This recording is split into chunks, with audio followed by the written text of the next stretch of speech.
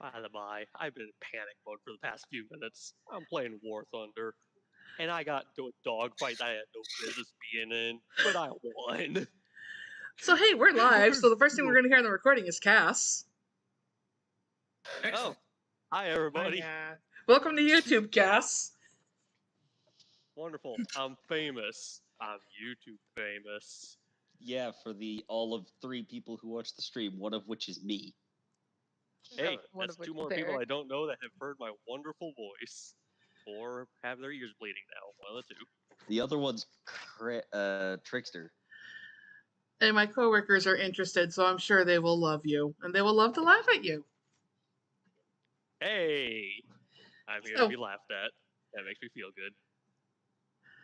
So, dear players and Cass, welcome to Katapesh.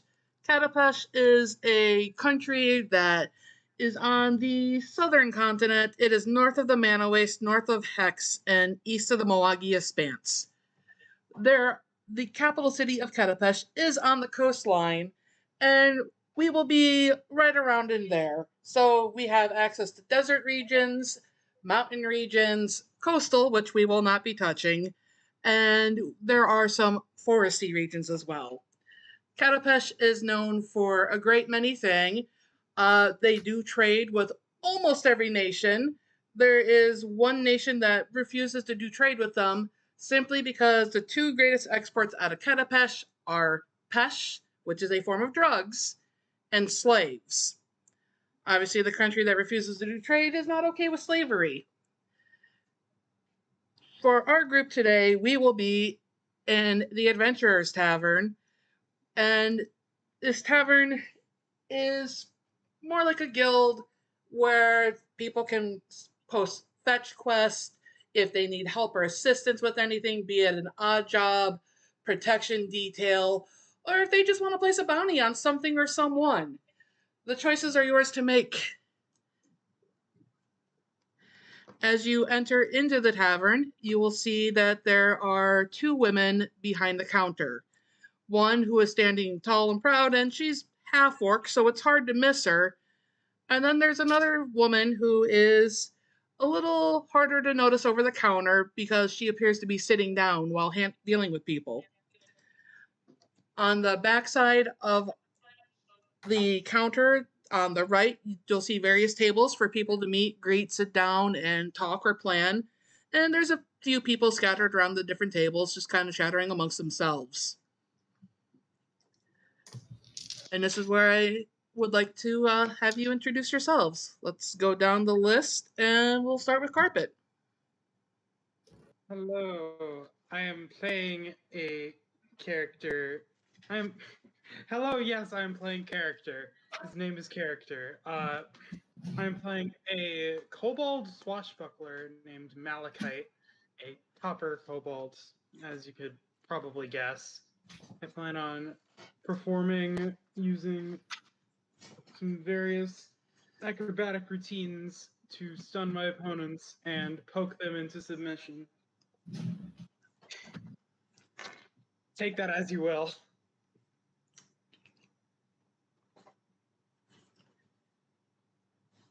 Merrick?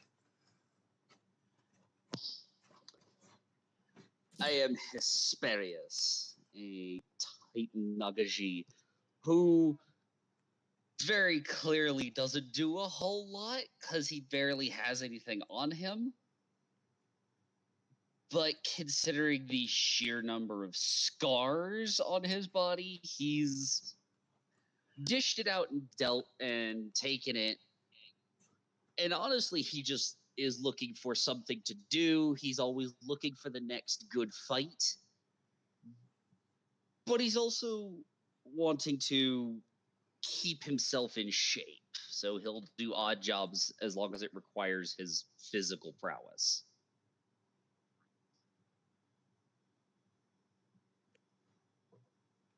Eric? Hello all, I am playing Aaron Vazugan III. Or as he introduces himself to his friends, Skip. Because my name is a little bit long and I think you're retarded. Damn. I'm gonna be honest, I completely missed your whole name. I'm Aaron Vazugan the Third, or you can just call me Skip. You know, you might have a speech impediment or be retarded. I don't discriminate.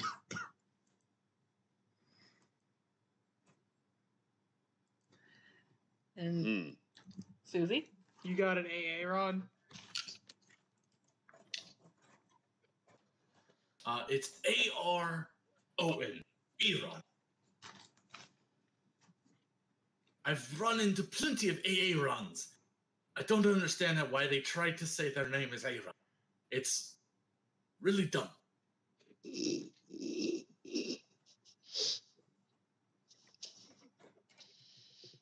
Sure. Why is this bit funny? It's not, but it loops back around to being funny.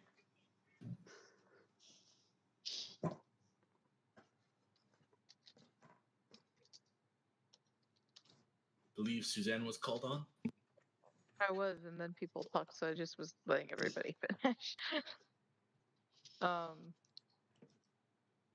My name is Karaki, or you can just call me Kiki if that's too hard to remember. I have dark skin and fox ears that match my skin tone, and then a sky blue hair with matching fuzz, like that protects the ears or whatever. And you see a violin and violin bow strapped to my back, and I have a very ornate dressy coat, but otherwise very like poor man's clothes. And I mean, I'm wearing a fucking violin. I'm pretty sure you can guess what I do.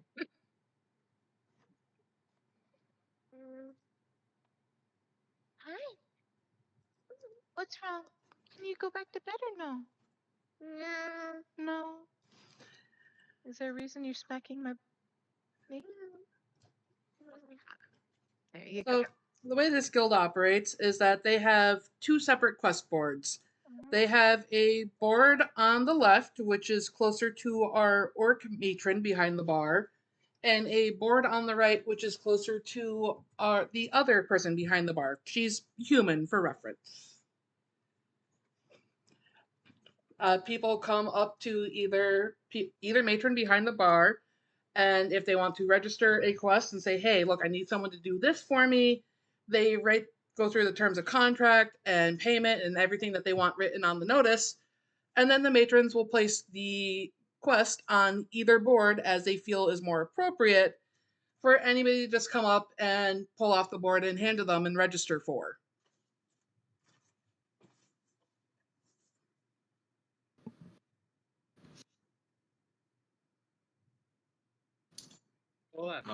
Which board was which again? You don't know which board's which, but you know that there's one on the left, next closer to the orc, and one on the right, closer to the human. Can I look on the right board? On the right board right now, you see that there's two notices posted. The first notice is signed from Andrew, and Andrew is currently angry that the gnolls have been bothering his workshop, and that the gnolls have kind of pilfered some of the materials for his newest invention, and he wants revenge. So this posting is basically a kill quest. He has specifically placed a bounty on gnolls, and it is specified in there. It looks like in different handwriting, you assume from one of the matrons, saying, "Please do not kill the civilized gnolls. This is not a murder quest." The Assassin's Guild has kindly asked us to stop it because we do not want to speak with their lawyers again. That's And Fun. the quest goes on to say, bring back the head of some gnolls to prove that you have helped thin out the tribals in the area, and I will give a bounty of 10 gold per head and the bounty has been given to the matrons to handle, so you bring the heads to them. And it does say on there, maximum 7. Wait, Boo. is it 7 a piece or 7 a group? 7 per head. How you split is how you handle. Or, Oh, okay. It's so you're total only 7 accepting up heads. to so 7 there's heads. 70 gold Got it. total you could earn from this. Is that per person? Or Oh my god. No. No. It's you bring It's per head. 7 heads and then you can determine what you want to do with the money. You want to go to bed? What's the other quest? No. The other Are you quest sure? has the matronly handwriting at the top, and you think that's just her being silly. She wrote, Adventures in Babysitting. And the quest has been posted by someone who simply put their initials, MJ, and it simply states, I need to go out of town for overnight to gather some supplies, and I need someone to babysit Gargonzola. So I will offer 100 gold They per just have all person, sorts of things here, huh? 100 gold per person to come and just ensure the safety of Gargonzola. Do we dare?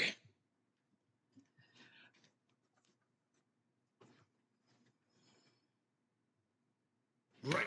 Time to make some affiliations.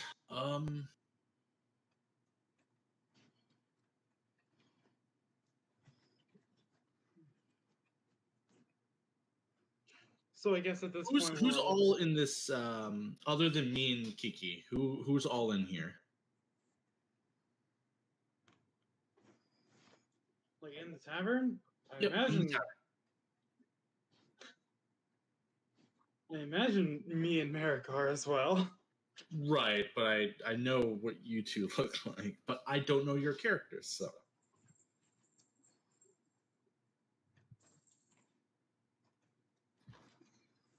I have a loose affiliation with Kiki.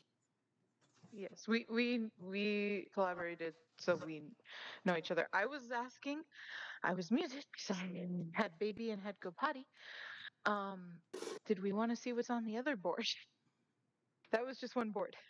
Yeah, I mean we can have a look see.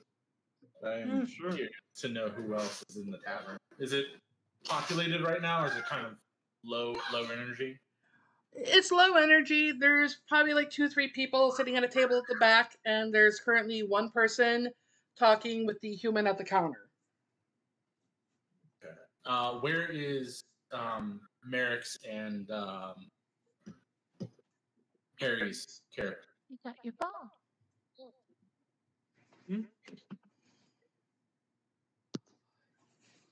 I suppose he'd be perusing. You said there's boards on either side of them? Yes. Which one has more? Technically, the board on the left would have more than just 2 postings on it, but do you approach the board on the left? I do. You see the orc behind the counter very quickly pick up a small knife and throw it at the board to intercept you. As she looks at you and goes, Experienced people only. We are not here to send people to their deaths. I'm not dead yet. And you won't be either. Go to the other side. My character walks up and kind of like rubbing one of his the left side of his mustache. Good chap. I do believe you are quite capable. However, they do need to maintain a reputation. I assume that means you're new in town. Yes. Good. Name skip. How about we do some work? Can do. Got something to lift. For reference, here is who just threw a dagger at you, assuming roll 20 plays right. Oh. Sorry. That is Hesperius's type of woman. That's a. Big fan. Big fan. Big fan.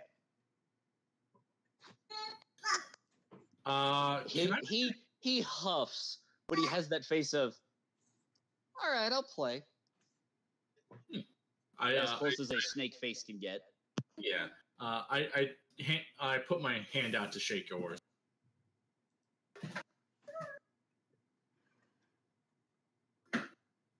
He shakes your hand relatively deftly, without hurting. Give a quick little handshake. I kind of scan the room. You'll probably see Malachi just kind of chatting up one of the tables, making some discussion after like saying a few goodbyes, and How well dressed are you? Like kind of middle of the road, not like super dapper, but not for cloths. I will approach you. Hello there, good friend. Are you local? Relatively, yes. First time I've been in here, though. Ah. So you know the area, but not necessarily are known to the area. Well, it depends. Depends on who you ask. Because... Interesting. You looking for work? Previously, I'd worked elsewhere. So you're looking for work. Excellent. Would you like to join me, the big fella, and the fancy woman over there? Malachite's eyeing up the trio and weighing his options. What the heck? Perfect. Nothing for it. Puts my hand out and give you a little handshake. Malachite shakes it in return. Excellent. Next, looks like we have 2 jobs available to us. Kill some gnolls or deal with something probably ungodly. Like, that can't be right. Looking, and he looks at the babysitting pamphlet. He's like, 100. I see what you mean. Yes, killing gnolls for 10 gold seems a lot better than whatever the hell that is. I know the value of myself, and I can tell you, I don't think I've held 100 gold in my life. Ditto. Is it just actually? So Hesperius tries to read these, and he's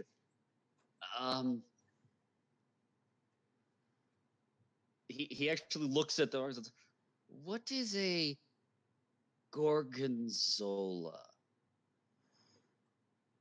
It looks to be a name, my good friend.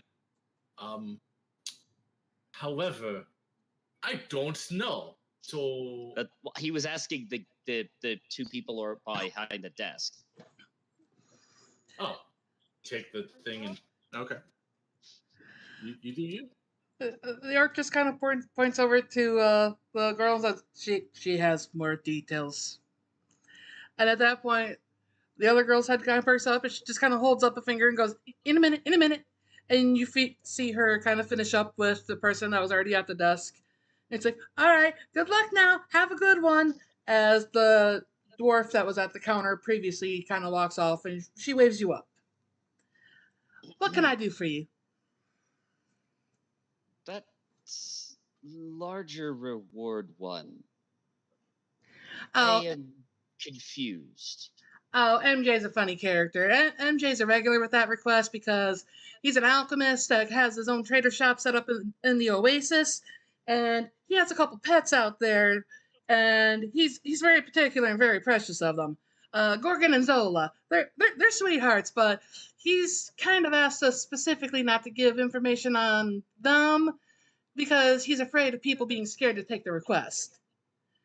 But it's fine. It's just an overnight trip, and he's just overprotective of his two little pets. I'm sorry, did you say So it's Gorgon not and Zola? One, it is two? Yeah. Your alchemist needs better handwriting. Can I can I make a perception check to see how full of shit this person is? Go for it. Is that perception? Yeah, they took away like insight and sense motive in this and kind of just combined it into perception. Uh, 15 plus 7s for a 22. There goes Cass. Now, you get the sense that she's maybe trying to underplay it just a hair just because she knows what Gorgon and Zola are. But other than that, she's mostly telling the truth. And yeah, it's a matter of if people know what they were, they might be a little reluctant to take the request. So she's telling the truth. She's just also understating it. It's called a white lie.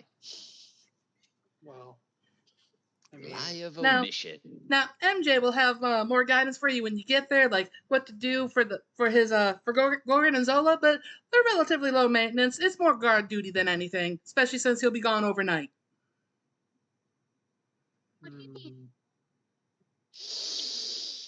now I'm just curious. Mm. He flexes one of his arms, looks at it.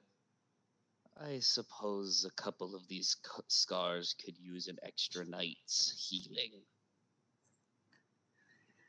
And then the other quest we currently Looks have down up at is more of a You- first come first serve basis. You, Aaron Verzogern III. I only introduced myself as Skip. Oh, you only introduced yourself as Skip. Okay. That Correct. brain You're good. Skip. What do you say?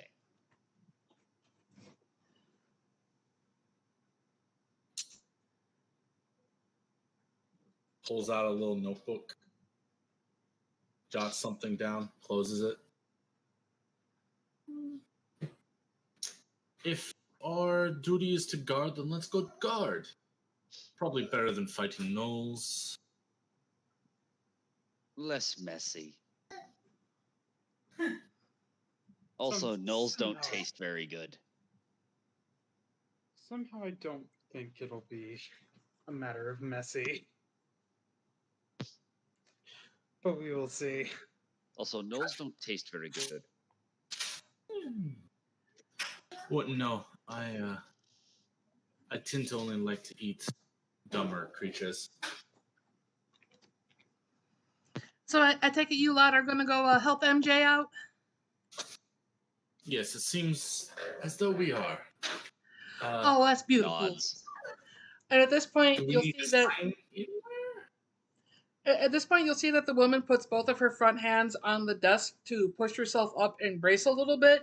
And as she stands up, it's very wobbly, and she extends a hand out to you. My name's Lena. They call me Ina, and I don't quite understand why. I think some of these people have problems just pronouncing Lena. Lena, it will be my pleasure. Does anyone take her hand to shake it? I do. And after she shakes her hand, you see her wobble a little bit as she tries to sit back down. And let me show you what Lena looks like.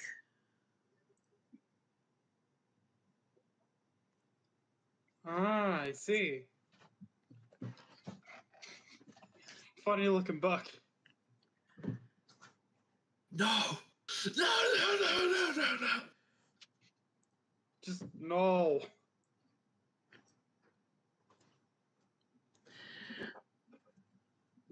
So Lena will go, where'd that document go? Where'd it go? Shite. Here it is. And she pulls out a scroll and extends it out to whoever is going to grab it and say, present this here to MJ and let him know that you're there for his request. All right, I grab it, stuff it in my little backpack. And she tells you that she gives you better directions for how to find the oasis where he has set up his shop. So he is kind of out in the desert, but the oasis is on a normal trade route. So he's just kind of there, and he has made up his mind to set up a store there to sell supplies to anyone who is traveling down the route, in case they run out, in case they want something more exotic, or in case they're just in need of supplies, since alchemist. Not the worst place set up, I suppose. The best either, but Wouldn't know. Not good with numbers. And she reiterates again that if you were interested in the other quest, it is first come, first serve. In other words, she's implying you can technically take both, but the other one will be open for everybody else as well. And if we get lucky on the way, maybe. Best not to divert ourselves. something tells me our attention is going to be needed if we take the babysitting. Oh, you've already Can't be taken that bad. babysitting. Right. Is there anyone who's good with animals who might be able to get the animals to help us with killing those? Is animal handling a thing? No. I have nature and I have survival, so I think that might be me. I have circus lore. I recommend that we don't try to endanger our wards. Yeah, that sounds smart. At least not until we know what they are. And plus, even if we are attacked by gnolls, it's not worth specifically diverting our resources. Fair.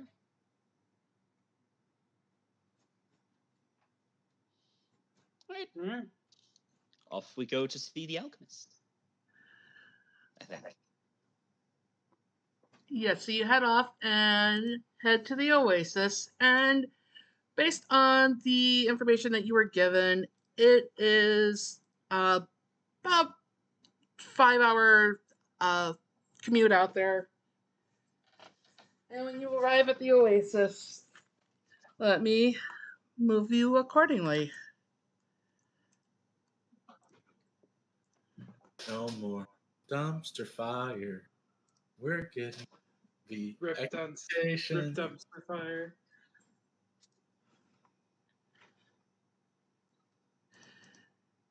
So my apologies on the tent not being transparent background, but I can only do so much.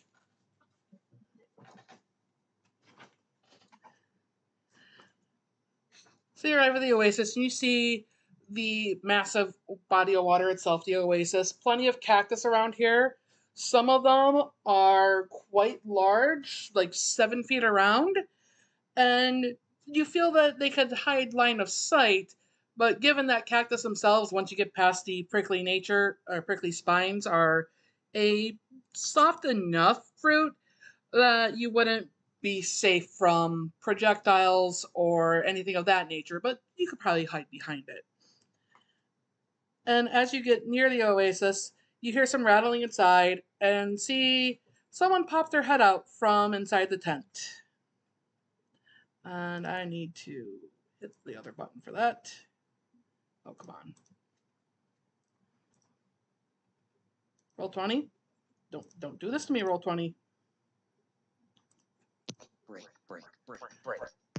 No, it broke. We're gonna go the long way of show to players. So he pops his head out, looks at you, and he starts to approach you. And does everyone see NJ or Jack? Yeah, we see him. He is clearly a beastkin, but he looks a bit like a weasel. As he approaches, like, "Good day, travelers. How can I help thee? Are you here for some of Jack's special wares?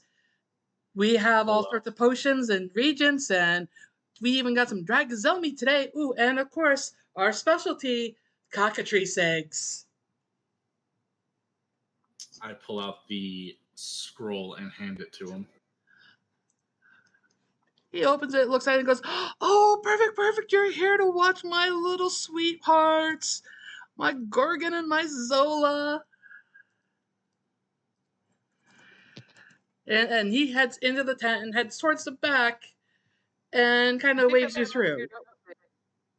I follow. Alright. Alright, we going on through. I am scared. Why are you scared? It's just a couple cockatrices. What? Well, I mean, how else would he sell cockatrice eggs as his specialty?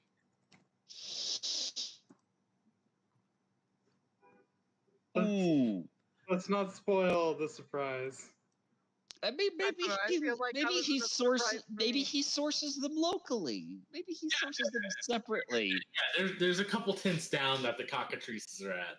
No, that's why he has to go out overnight. Is that he has to go get the cockatrice eggs from his supply. Meet Gorgon. Oh. Gorgon's about 2 feet tall and not the most approachable looking of the two. In Thankfully, the most monotone sarcasm, adorable. oh, it's all right. Gorgon and Zola were hand raised by me, and I've taken precautions, so their wings are unfortunately more for show, which is why they need someone to help guard them. About the rest of them. Zola? Oh, she's a sweetheart. Just, obviously, don't stick your hand directly in them. Don't get anywhere near them. Their peck is what causes the petrification. And you see him reach into Zola's pen to try to pick up the egg that she had just laid. And Zola runs up and immediately pecks him on the wrist. You see his eyes dilate for a second, and then he shakes his head and goes, "Ah, Zola, you know that don't work."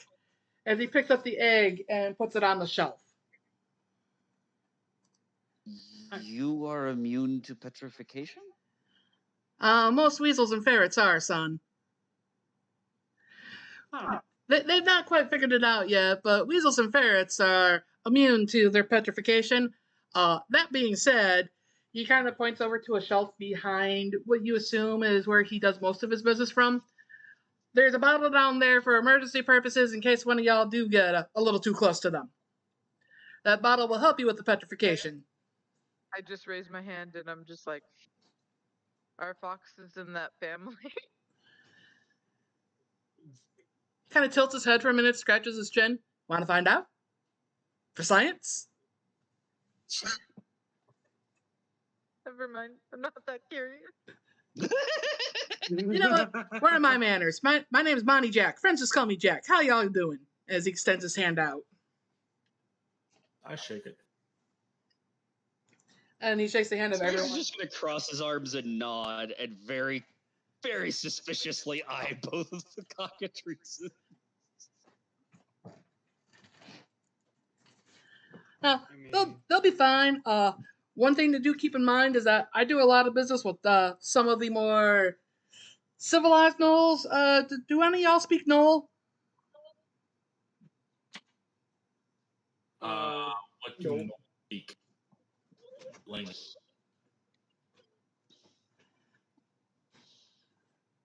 It's not just Knoll, is it?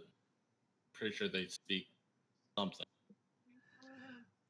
Some gnolls only speak gnoll. Other gnolls speak gnoll or common.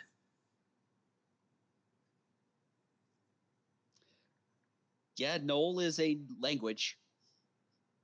Yeah, I guess it is. No, I don't speak.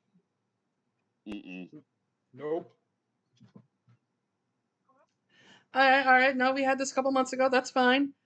And he goes back, rummages through a chest, and then he pulls out a scroll, and it has something written on it, and it's very crudely written and hard to decipher. He's like, if any gnolls show up that look like they're going to be peaceful folk, just kind of hand this to them. It basically tells them I'm not here till tomorrow and that they have to come back. I do a lot of trading with the gnolls. That's how I got the antelope meat this week. They love cockatrice eggs. Further Sounds good. question: if they show up and are not peaceful, Well, that's why I go to the Adventurers Guild. so they'll be Are- targeting your babies. Most likely, because like I said, they love cockatrice eggs. And there's some of them that don't quite understand the concept of bartering and want to take. So we take their lives. Joyful. Hmm. Before we find out the hard way, roughly how close is too close for, The gnolls I deal business with regularly know to show up with their show without weapons in hand. So if you can see a weapon in their hand, they're too close, son. I meant Gorgon and Zola. Oh, just don't get pecked. And as far as keeping the gnolls away, customers aren't allowed back here typically. Not this far back. Ow. I All love right you. then. I want to do something stupid. Please, no.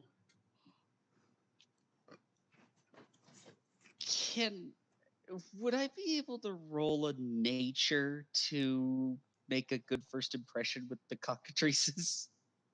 You can certainly try. Please don't fuck me. Please don't fuck me. Please don't fuck me. Well, that's not the worst. Hey, Does it suffice? So Gorgon kind of gives you the stink eye. Zola just kind of looks at you with indifference. I'm gonna ask MJ Jack if do they like music? Does music soothe the wild beast? Huh. Haven't tried that approach before. Are you willing to try that one for science? As long as there's a protective measure in place, I am absolutely willing to try that one for science. Oh, I mean, they'll be fine on their pens over there. I'm sure they can hear you. I mean, hell, they can hear you now. Okay. I guess I just roll performance. Yes, mean- roll me a performance check. If you would like, I could aid you with that. Is it gonna waste a spell slot of some kind? No, I literally can do it for free. Okay, then sure. I don't remember what aid does. It basically just gives you, I think it's just a +1. Okay, then this is I will double Why check don't we double that. check that first? okay. Like, I know it's not like, yeah.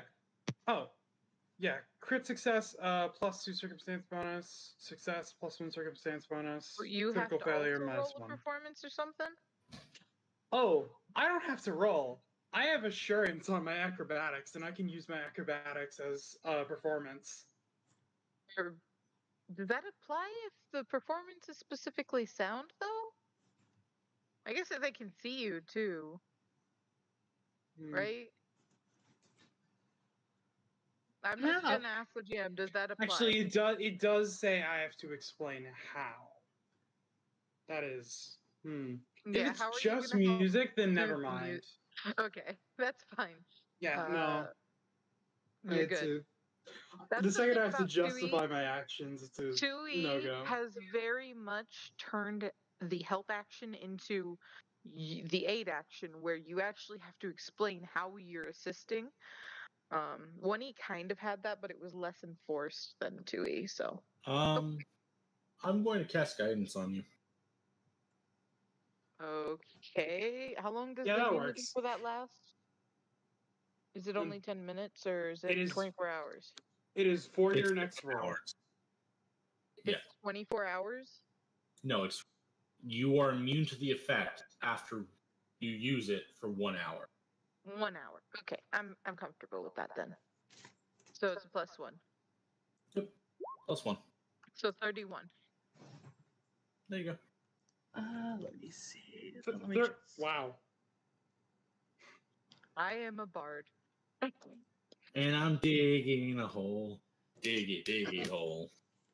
Yeah, It would I be thought mine was 30 high. if I wasn't using a violin, but You do get a reaction out of them. Roll me a nature check real quick to see if you understand what's happening here.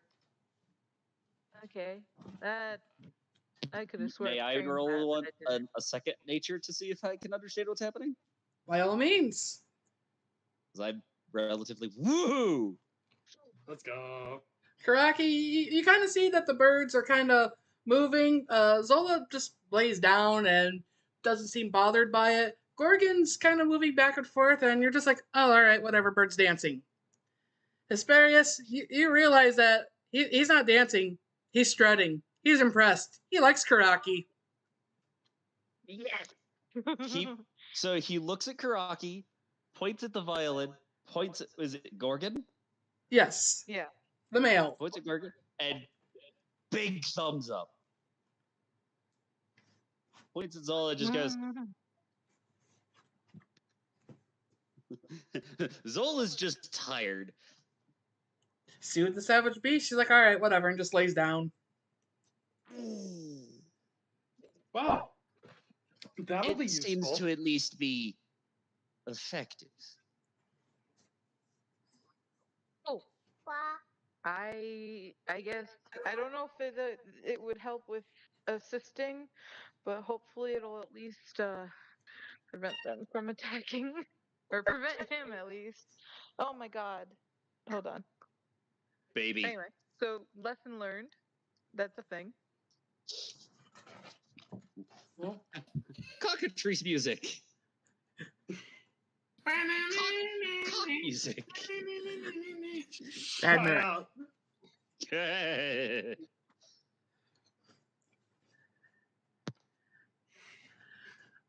So Energy just kind of smiles like, huh, I'll keep that one in mind next time he gets a little antsy. So, if y'all have any questions before I take off, I should be back before sunset tomorrow. I need to go and get more supplies and ingredients.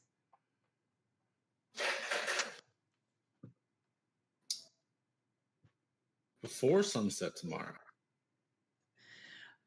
Yeah, it might take me most of today. And I did put on the posting it'd be an overnight trip, but shouldn't be too. Alrighty. Alrighty. We'll watch the store. We're not expected to sell anything. Correct, store is closed. And again, potions there for emergency use. And if you do have to use one of them, I will dock a little bit, but I'd rather y'all be safe than, don't worry. You'll still have more than enough to make it worth their time to watch my little money makers here. Have a good trip.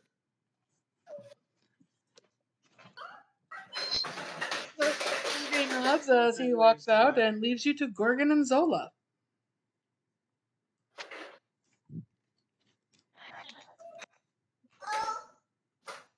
I'm gonna go outside and find a rock to climb up.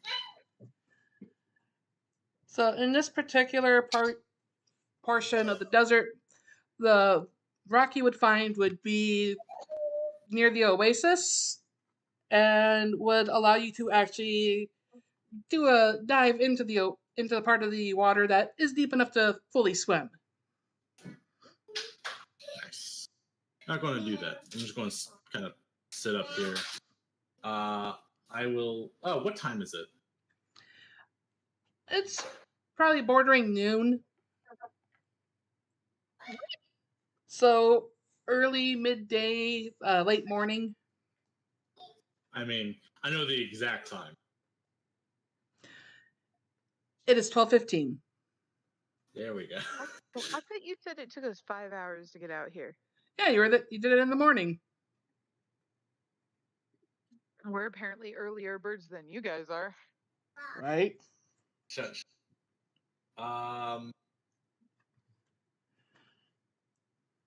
I mean, I'm just gonna lean over and be like, to Skip. I mean, you can move kind of fast if you want to go try and make it back to the guild and swipe that paper. That is very fair. I don't know if it'd still be there at this point or at the point of you getting there, but you by yourself, in theory, should make it back. Make it there and back. And literally, Probably around time it's time to go to sleep Wasn't it at a least. 5-hour trip here? yeah, but I can move real fucking quick by myself. He's a speedy little fella. If I need to hoof it, I can. Feel like it's probably best if I don't. Okay, just throwing out the option. Yeah. Strategically, it doesn't make any sense. And strategically, it makes sense because we didn't know coming into this that there's a chance we're going to be doing both anyway.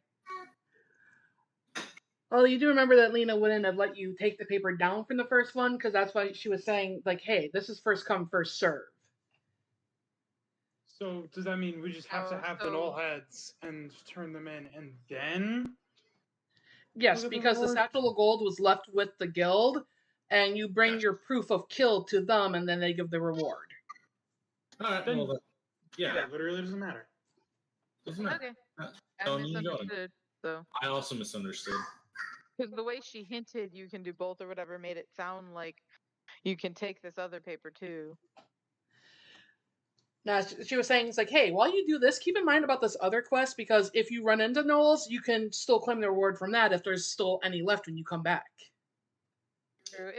It's 10 per head, up to 7, which means if somebody comes in with 3, they can still give 40 gold, right? Correct. Mm-hmm. Alrighty, I'm gonna start making a makeshift little like shade area on this rock. That's just what we'll spend my time doing. Oh no! You brought 2 purple things. Can you go take these to Daddy? He was asking for purple things. Go show Daddy. So Skip is making a shelter. What's everybody else doing?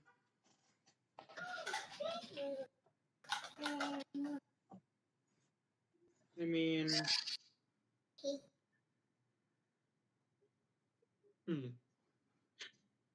outside feels like a decent place to be. So,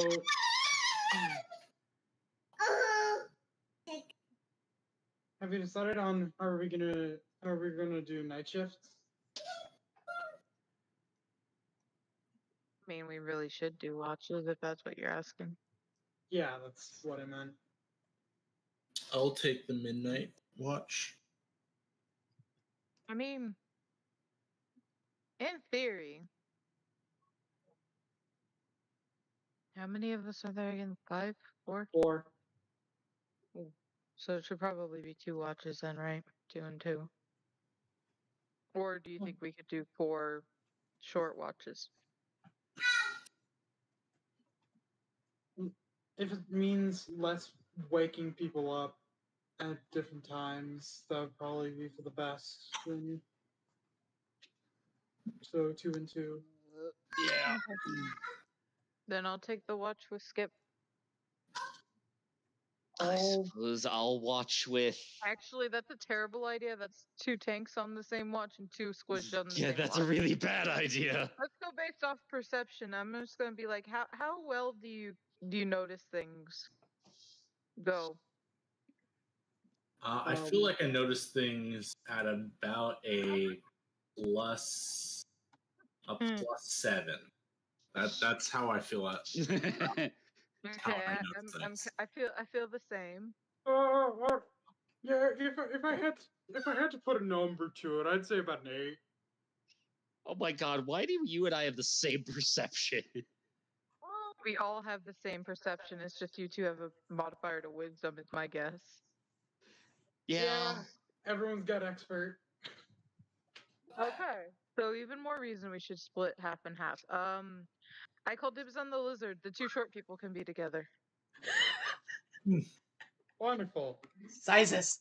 I did it. When you say lizard, you see Hesperius' head whip around and do a dead stop. Snake. Would you rather me call you giant? Because that was what I was getting at. Better. Okay, fine. I call dibs on the giant.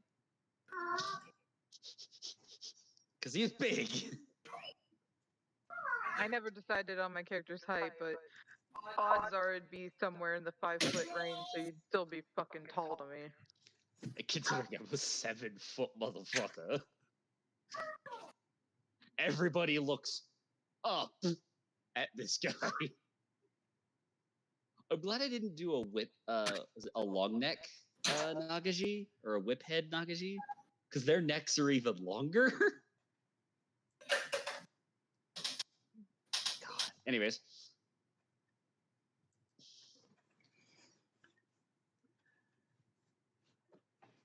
So you guys have your watch set up. Anything else you want to do in the interim?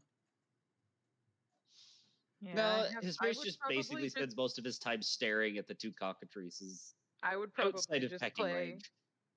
I would probably just play. Keep the scary dude happy. Keep Gorgon happy. Keep Zola asleep. Big guy, you want to play a game? I'm sorry, did you say big guy? Yeah. He'd probably be talking to the massive muscle. Well, Yeah, that's what I definitely not thought. to the What kobold. game? It's we just flip this coin. You call heads or tails. I take the other side, and we see who wins.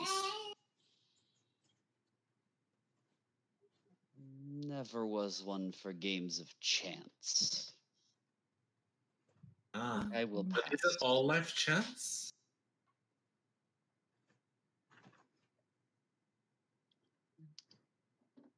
In my life, I take chances I can predict better. Isn't it? I don't know you. I cannot predict what my chances are. It's a coin. How about you, Kobold? A little game can't hurt. All right. Heads or tails? Tails. Okay. Give myself a little bit of luck. Rub the head side. Maybe it'll come my way, maybe it'll go your way. Flip my coin.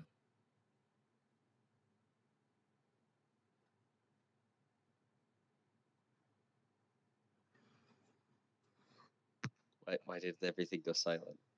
I'm not gonna lie. I assume there's gonna be some sort of roll somewhere. Yeah. Chris, does it come up heads or tails? Heads. Eee! Ah, darn. Want to go again? Sure. What do you call? Tails. And while this happens, he kind of like flicks his tail a little bit. Alright, I rubbed it. Good luck. Rub the head. No, still head. Again. Hey. How long are we going to do this? My character will probably do it for several minutes. I mean, like I'm calling tails every time. And it will be Regardless. heads every time. No, I'm rolling a d6. What, You don't need a roll. You don't need a roll. You don't remember. I have the item in my inventory. Yeah, no, I know. Like after the first few, I think I If you switch it up and say like, "Oh, I'll take heads," it becomes tails because yeah, no. Can I just like? Can My I character's call just this like- bullshit?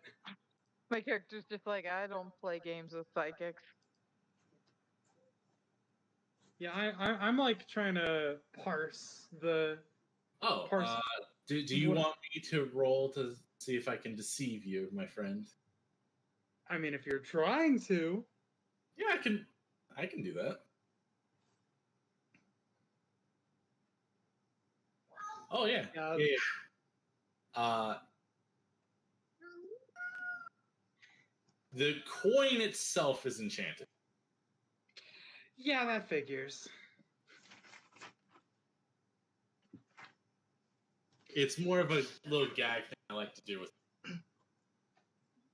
Cute. As long the item is called, and I just picked it up because it sounded very funny. The item is called predictable silver piece. As long as I rub a face on the coin, it will always land on that face. Huh. Yeah. Okay. That's. All right. Well, that's. How annoyed does your character become? Not very. I've dealt with my fair share of chicanery. Gotcha. Yes. Yeah. Good Like- laugh. Yeah. I chucked the coin to you to let you like do it a couple times just to have fun. Yeah. There's a few flips. This little thing you got here. How many people you pull this stunt on?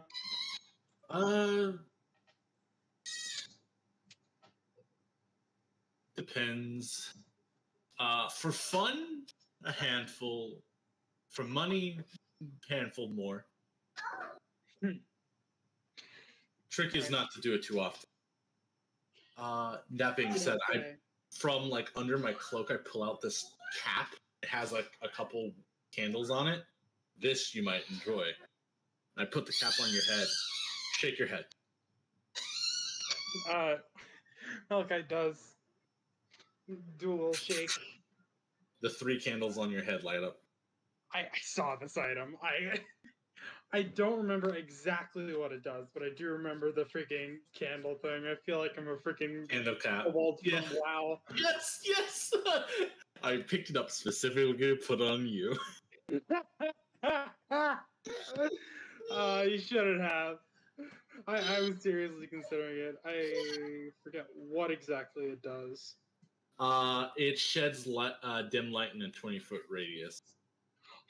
That is hilarious. Also, it doesn't require oxygen and can't be smothered or quenched. To douse it, you just shake the cap or your head again.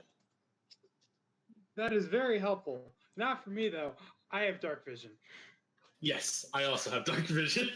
I took this item entirely to make fun of fucking cold. Not that candle. The candle. I don't have Anywho. dark vision. I have low light vision, but I don't have dark vision. Do you want the cap? Like Um, cap? I'll give you the fucking cap. it doesn't count as armor, does it? Right? No, it's a headpiece. It might be useful in the very, very, very dark. Yeah, I hand it to you. I have dark vision. I what are you again? You're the lizard, right? The snake. The snake. Yeah. They only have low light. Can I reach your head? I am sat, so probably. Give me 1 second. I just need to see if it's not even touching. Then it doesn't really matter. He is sat cross-legged in front of Yeah, the it's 2 touched, cockatrices. Then I'm gonna go pat you on the head and say, "Here, let me help." And I cast light.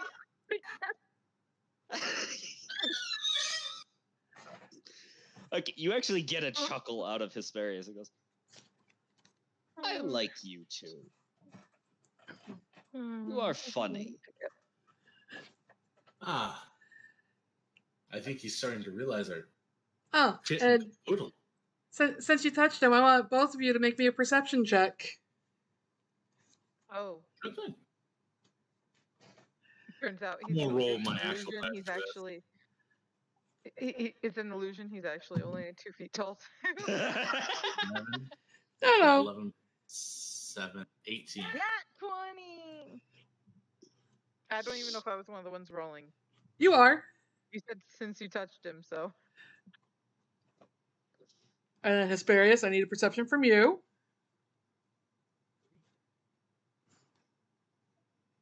Oh, I need a perception. Okay. Shh. Be careful, baby. You're gonna fall off. There you go. Not that much far off. You both noticed that Gorgon saw when Hiraki touched Hesperius, and he's kind of giving the stink eye. Wait, Bird is jealous. Okay. Okay. I have a decision. No, I'm gonna do this the dumb way. Oh. I'm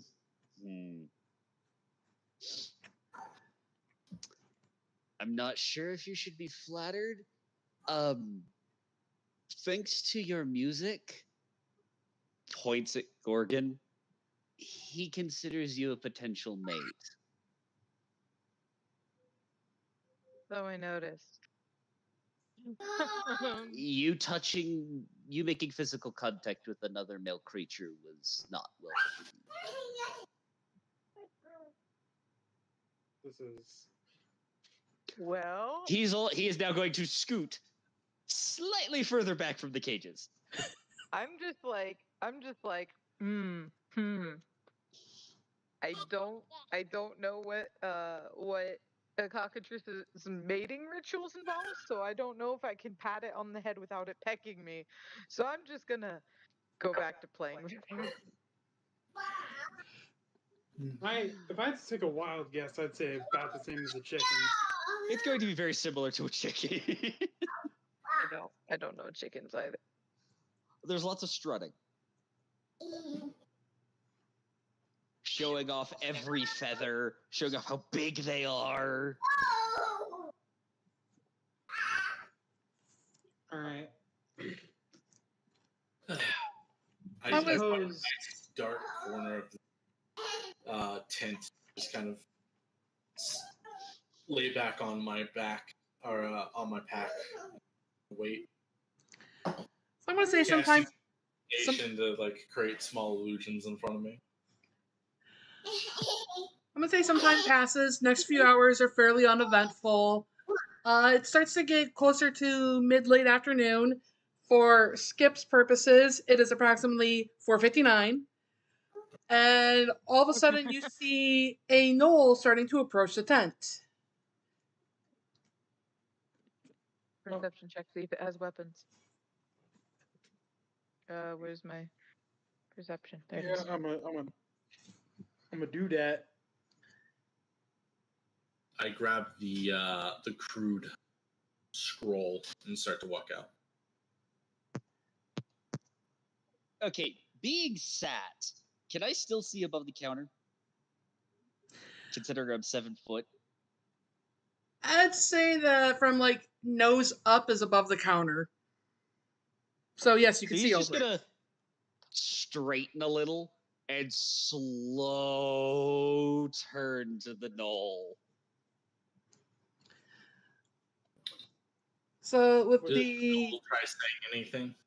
He's not gonna say a fucking No, thing. no. Oh, I'm sorry, the knoll. if the Noel starts to say anything as I approach the scroll.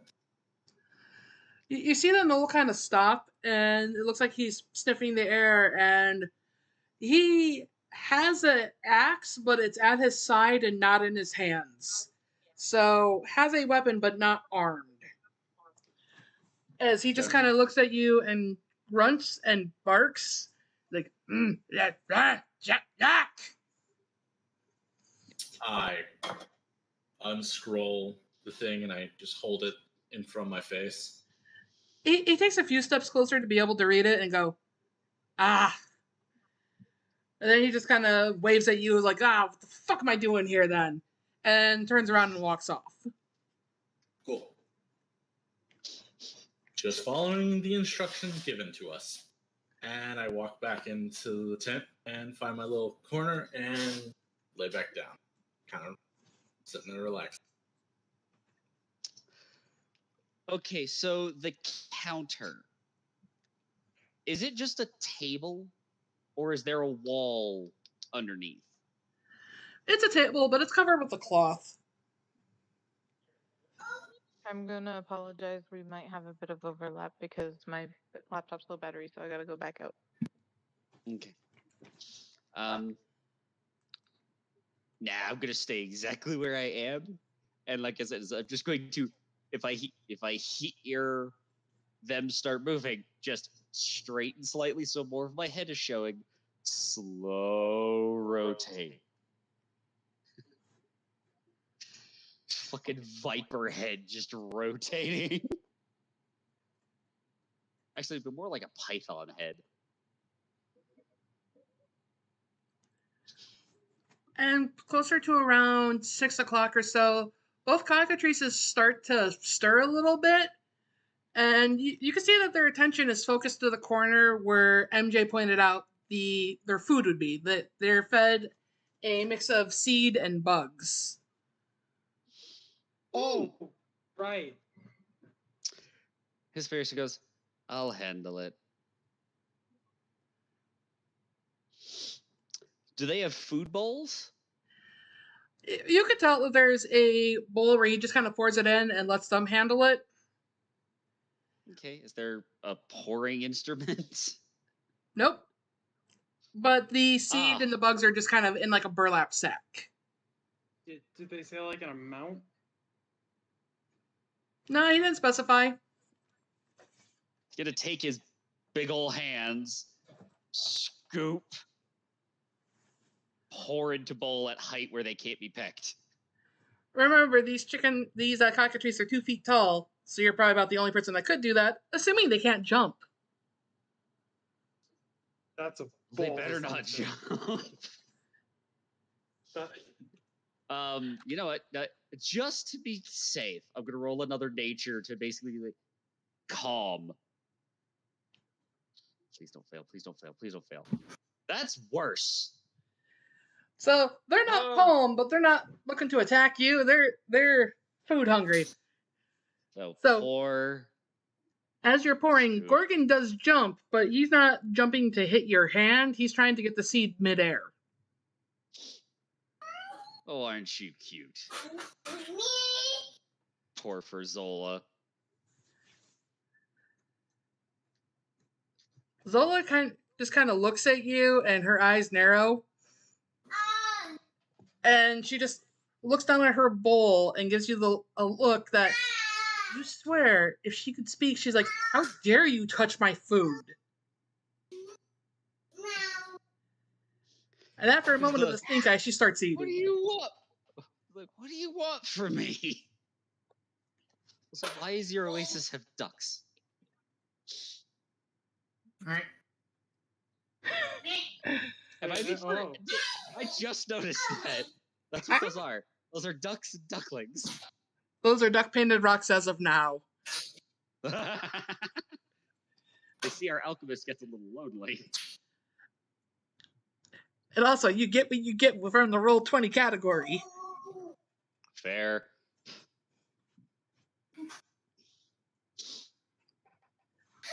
I like how I've rolled 3 things, and the best one has been perception. So it's starting to go into evening, and not much has really happened. There's been a little movement at the Oasis, some gazelle popping in and taking a drink and then quickly skittering away. And not a whole lot of other activity as the sun is setting on the first night.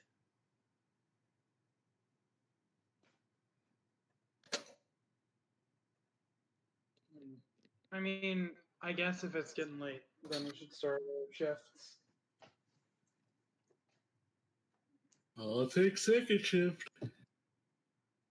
Then I guess I'm also taking second shift.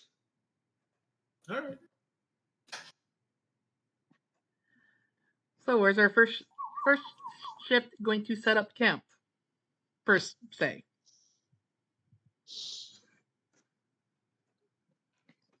Is there a high point per se? Well, if you want to get pricked, you can try to climb one of the cactuses, or the highest safe point would be the top of the rock where Skip was earlier.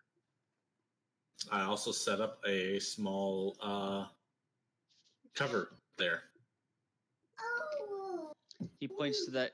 He points to that and goes, "Did you introduce? Is your character did what did your what did your character introduce themselves as Suzanne?"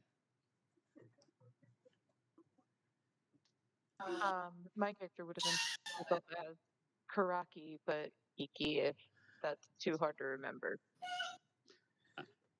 Karaki, you want Yes. the high ground? It typically goes well for vantage points, so I'd be good with that. I will stay on the ground in front of the shop. Okay. I will get on top of the rock then. Do I need to make a check to do that, or is it kind of climbable?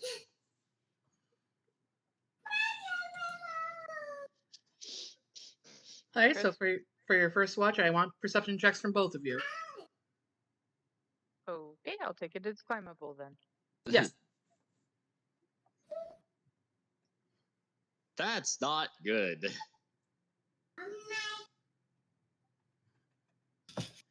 So you watch throughout the night. Not much happens. You see a couple smaller critters start to walk about, just general nature. Karaki notices when the scorpion comes and approaches near the water, and then realizes what it is and just fucks off. Other than that, uneventful.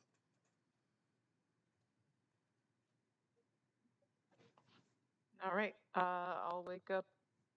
Skip, if you'll wake up. I don't even remember what. Malachite. Malachite. Skip wakes up, takes a few moments, woke me up 2 minutes early. Head to the rock. Take an extra 2 minutes to take a breath. I don't know. Go fuck off. Malachite is like, I don't want to go back to the circus, and then like realizes he's awake and fucking like, oh, and joins Skip outside. I use warp step to get up the thing, so I just stride rapidly up.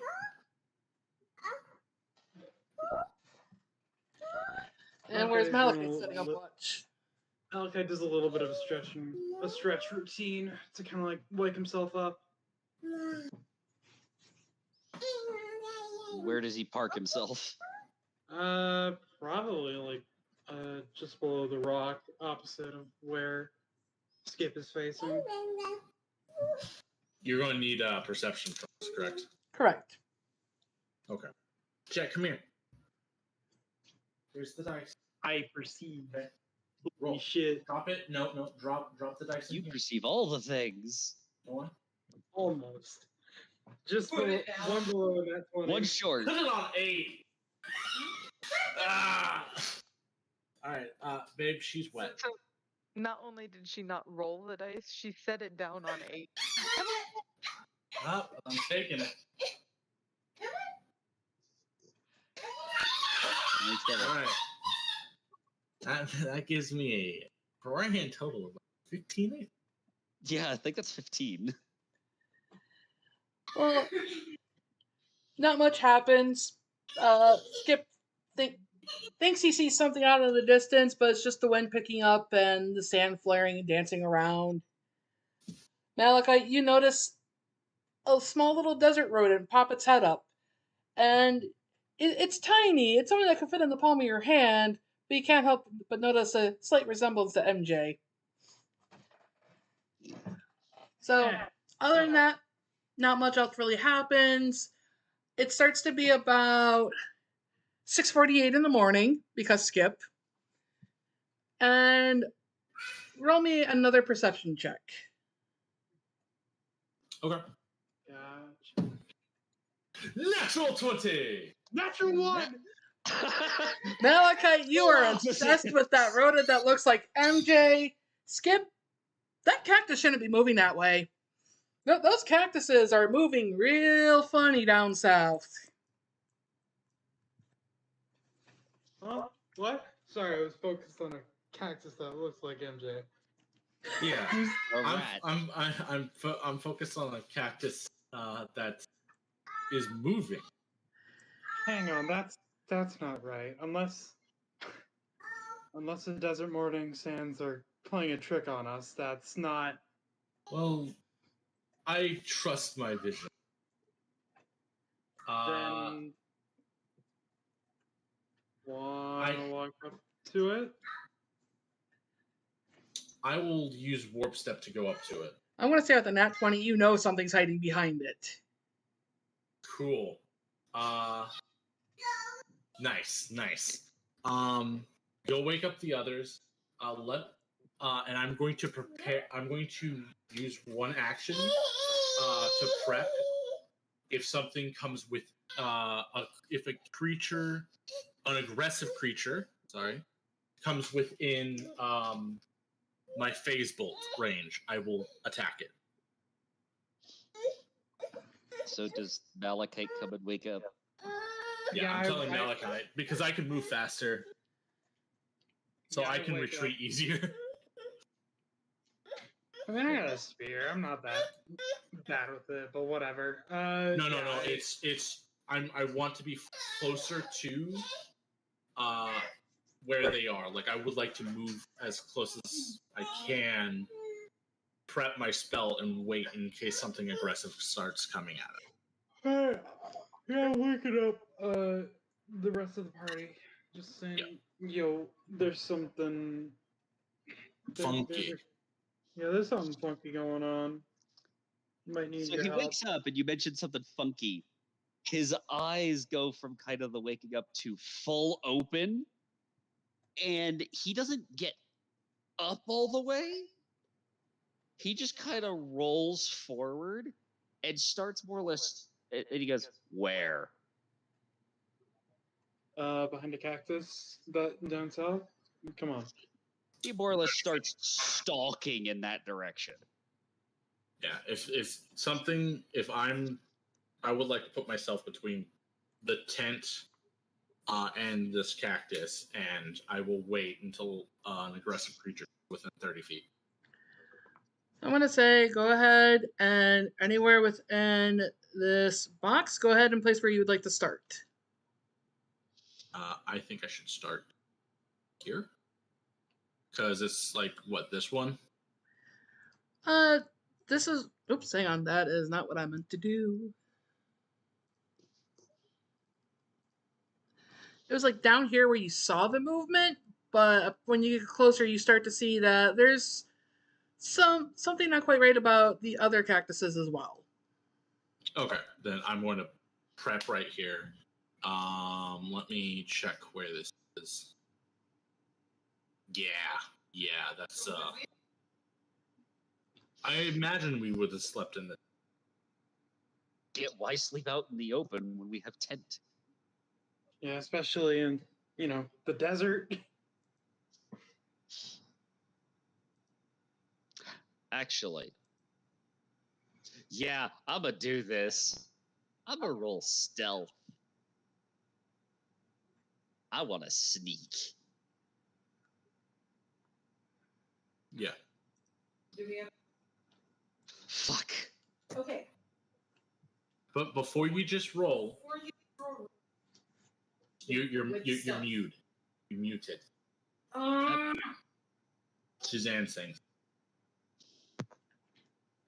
I was saying before you just roll. Remember in 2E, you can choose to roll initiative with stealth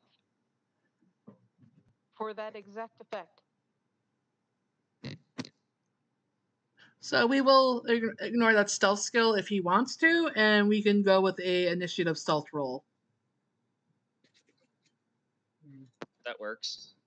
So I guess, are we rolling initiative? Whenever the turn order's up, All right, I will. Carpet, where are you going? Okay, Wait. hang on. We're setting up. Hold on. Oh, you said in the box. Yes. Anywhere in the box. Sorry, I was dealing with baby.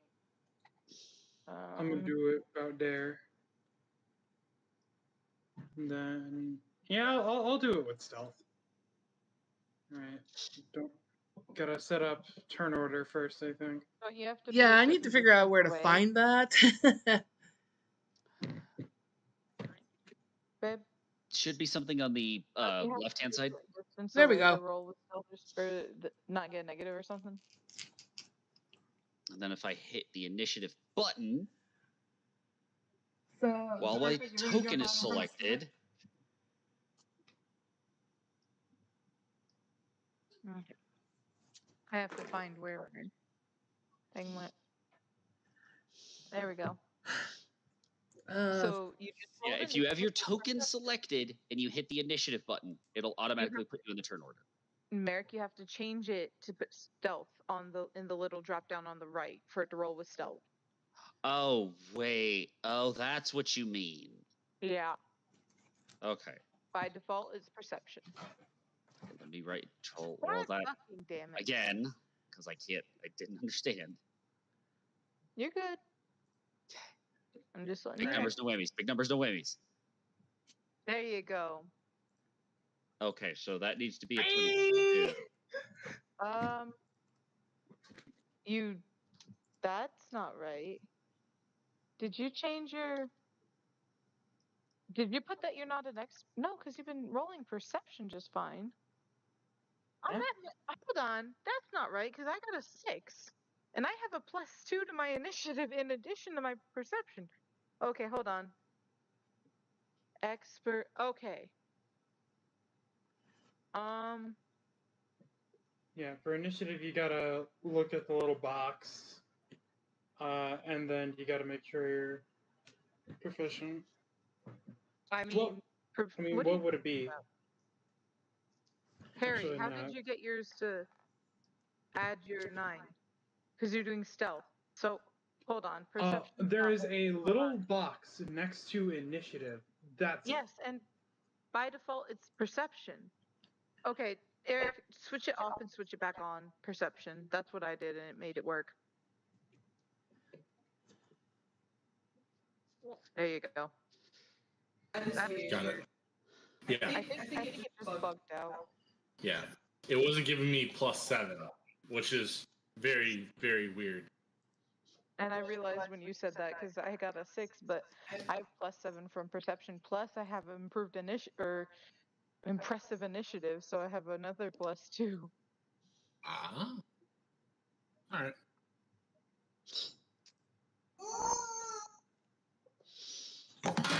Oh shit. Oh fuck. Here we go again.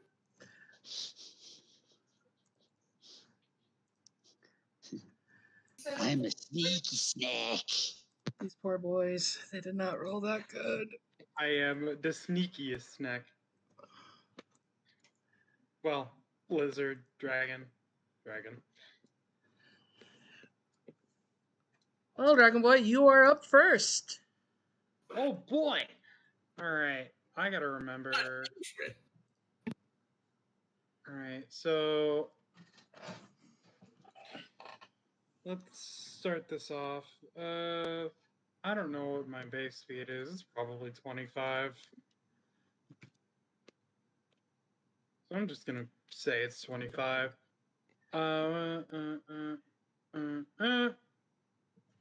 Yeah, I'm going to start with a tumble through,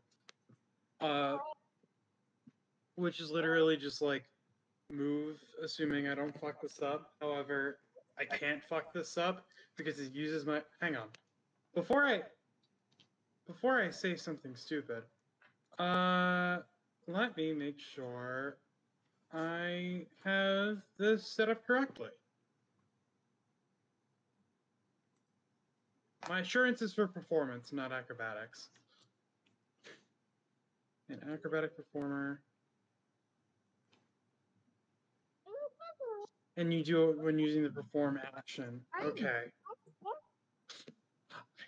Reading is fundamental, as they say.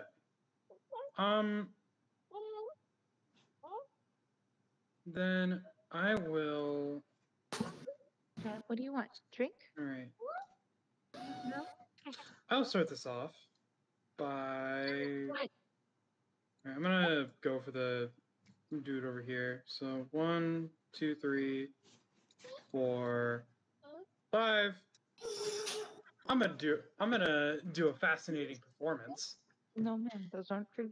which is just do a perform check, and I'm gonna do a wonderful acrobatic routine. I'm using acrobatics in place of my performance because of the feat, and now, yeah. So, do they have a will DC higher than 29? No, wait, DC or AC? What? The will DC. Oh, They need to roll a will save, DC 29. ah, Hang on, Does not sound right. no, My spell it's DC is that is not 19. what it says. I put it in the chat.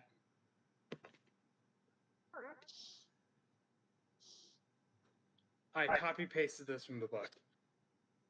So There's Hold on. not a will DC. yes, there is. if I had to take a wild save. guess, I would say it's 10 plus whatever your will save is, your bonus. Because That's that's a really generally... weird way to phrase that. Babe, do you know? Hang on. Looking this up. Yeah, the bonus plus 10.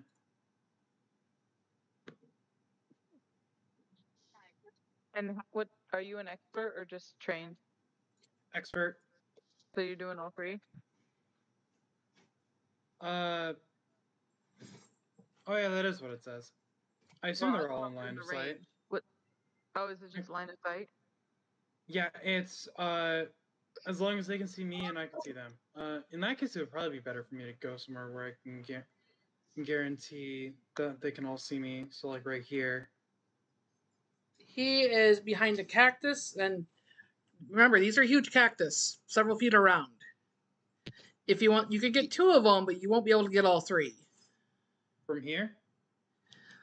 Where you were, you could actually get this one and From before. this one if you were over here. You were back where you just were. And from here, I can get like this one and this one. Yes, you can get the 2. From there, you could get this one and this one. The cactus will be blocking him. So I mean, it looks a little see-through, not gonna lie. It's just visual. I'll take your word for it. I will go here to get this one and this one. Right? Okay. Either way, they are fascinated for 1 round. Assuming they don't pass their will save. That is it. Is it a will save for It's fascination? not a will save. Will DC? It's a Yeah, yeah, will DC. they It roll is their a 10. save. It is their bonus plus 10.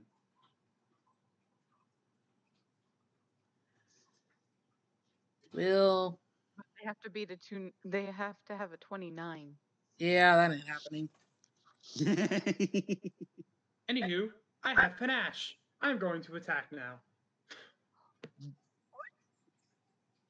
You do remember that moving diagonally, every other diagonal is 2 movement. Yes. Okay. I calculated this out.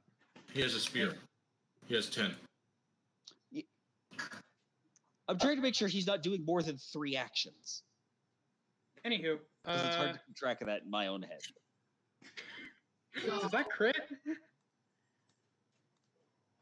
Let me see. It shouldn't. I don't think anything crits on a 17 by default. Like there's 18. It's Well, there not wasn't based one off that. It's based off of how much you beat their AC by. Well, Oh, it is yeah. also auto crit on 20. However, like, is their AC 16 or lower? Gotcha. It is higher than 16. Okay, Oh, so I Chris. deal 4 damage. 4. Why do you deal 4? Because Panache gives me Precise Strike, which gives me an extra 2 additional precision damage. It is not a part of a finisher, so it does not deal 2d6 instead. Okay. Yeah. Are you a Swashbuckler is a lot of very exclusive vocabulary. Are you a bard? He wants to be. Nah, But he couldn't figure out how to get instruments to work, so he had to do it with his pointy stick. don't patronize me. It's called being a dancer. Hi, baby. So they're both fascinated by you for one round. Does that mean they're just staring at you going, what the fuck is that? I believe it just means they have a -2 to all saving throws. I think. Hang on. Fascinated. Take a -2 stats Yeah. penalty to Perception. perception and skill checks, and you can't use actions with the concentrate. Okay. So they just get a -2 on anything and they can't concentrate. Not attacks. Unless they or their intended consequences are related to the subject of your fascination, as determined by the GM. So in theory, if they're targeting carpet, they can use some of those things. But They're welcome to try. yeah. But the condition ends if a creature uses hostile actions against you or any of your allies. So, the one he attacked is no longer fascinated. So that's how that works. Okay. Well, Neither of them are, because it says or any of your allies. Oh, What? yep, Well, that's dumb. that I mean, was your own fault. Whatever. I have Fascination is panache. designed for fascination is designed for a quick hit. It's a debuff. not even a good debuff. It's a passable debuff early on. That sounds like something you end your turn with, not start. Either way. That's the end of my turn. That's all 3 actions. Karaki. Ooh. Too many buttons. Okay. Eric, would you mind muting for a sec? Unless you already did. Okay. So, I'm happy with where I'm at, so I'm going to spend all 3 actions to shoot 3 magic missiles as a 3-action spell. And I'm going to do 1 at each of them, and we'll just go from left to right. Don't you have to see the target? Do you have to be able to see the target? It just says 120 feet. Oh, it does say you have to see them towards the Yeah, creature. and I don't that think you see. can physically see the gnolls themselves yet. Okay, well, then we're gonna go with this one instead. How close do I need to get for that? I fucked up. I didn't put in the range. I think it's 15 feet. So, is there a guide for like how like cones and shit work? I know how cones work. I can figure that out, but I'm here. It would be this angle. How about here? Are you guys, if it was like, you guys are at bad angles. Cones aren't really, do you know what the angle is for if you are aiming straight down for a 15-foot cone? Ooh, I do not. I had a friend who had like a bunch of stencils they could pull out Right? Because if I could do it from here, but I don't know if I can.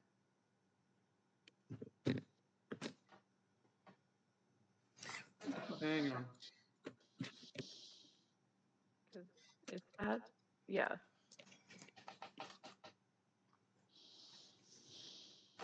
I apologize. Hang I on, forgot. wait, there's a Oh. draw feature. There is. Draw Hang on. feature? There's gotta be something. Yes, Strauss, I got the box on there earlier. Yeah, but it's not designed for like. Hold on. There's no cone? There's not a code. It's a box, a circle, freehand, or a polygon. Pathfinder. What? Don't do that. She made me search something. I wasn't trying to search. Path. God damn it. Pathfinder cone. Guide. Shape. Cone shaped burst. Okay. So. Oh shit, that's terrible. This is what I found for copy image link. I'm gonna paste it in. I'm gonna paste it in Campfire if that's not too much trouble for people. So this is what it has. So it would be. So if I was standing. God, that's tiny. So I would have to be here just to hit one of them. Ugh.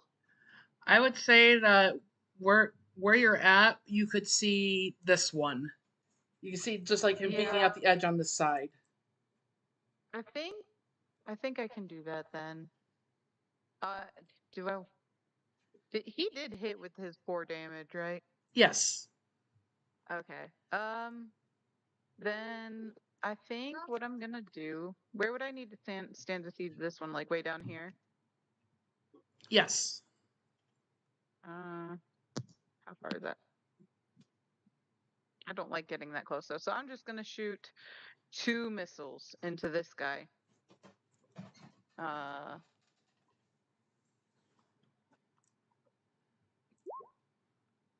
So that's a 7 damage, and then I'm gonna shield for my.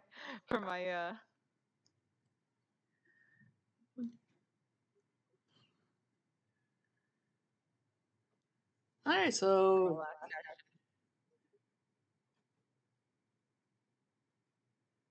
you said you launched all 3 at him? No, I launched 2. So magic missile is a single action spell that can then you can pay an extra action to only use the spell once, but shoot an additional missile. So I'm using 2 actions to shoot 2 missiles, and then my 3rd action to cast shield. Okay, so 3 and 4 for a total of 7 damage? Yeah.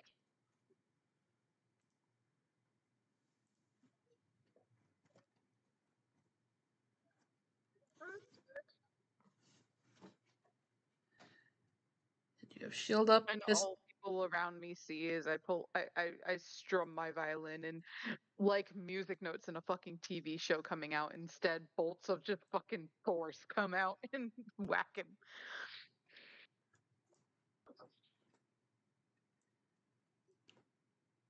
Hesperious. Well, my violin counts as every type of component for the sake of component. So this is unfortunate. I probably should have set myself a little further forward. Yeah, you don't say? Well, to be honest, if they hadn't rolled like absolute shit and gone first, he'd have been in a great position. Okay, I am still technically stealth with the 22. Because I rolled my stealth as my initiative. Yes, right? He's not, you're, I forget, there's like 2 different versions of it. Eric can say more, maybe.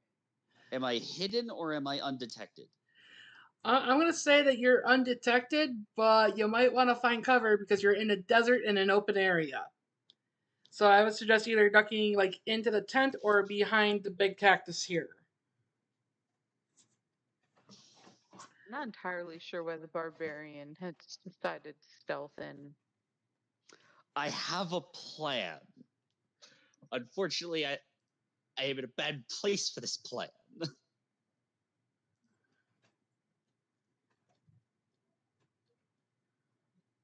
So I guess,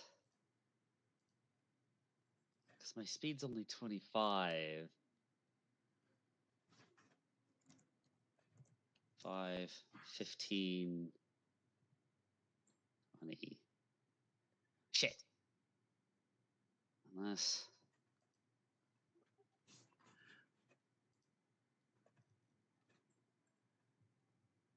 If I got there, am I technically within melee range of this guy? How far away would you be from him? So if I move here, am I actually within proper melee range of him? 5 feet, yeah.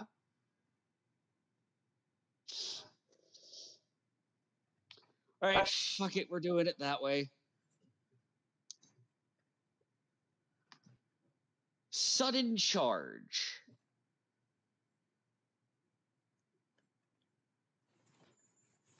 It is a 2-action ability. I have to open with it. So I have to do this at the start, and I can only do this once a turn. I stride twice. So I use twice my movement. Put myself here.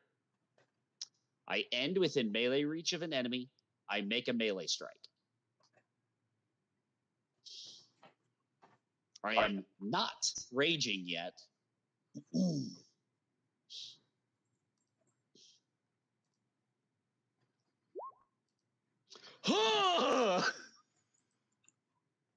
As I reach around the cactus and fucking tear into his arm. Oh, hello. As you charge at this boy, I just crouch. Merrick, Freaking galloping like that one crocodile. Merrick, Anyways, yes. how do you want to finish him? So, what you guys see is I am crouched on the ground. As soon as I see both of you hit the same target, I'm like, target locked. He goes into a dead sprint, like a track runner sprint. As he rounds the cactus, like he gets to the corner, he grabs this guy, grabs him by his head, whole muzzle, in my mouth, and I whip him around and slam him into the ground with my mouth. Just crunch. I just called from behind. I hope you left his head Can intact. No. I'm not trying to keep his head intact. Is his head intact? Oh, let's see how much you did to the poor boy. Woo! Bam!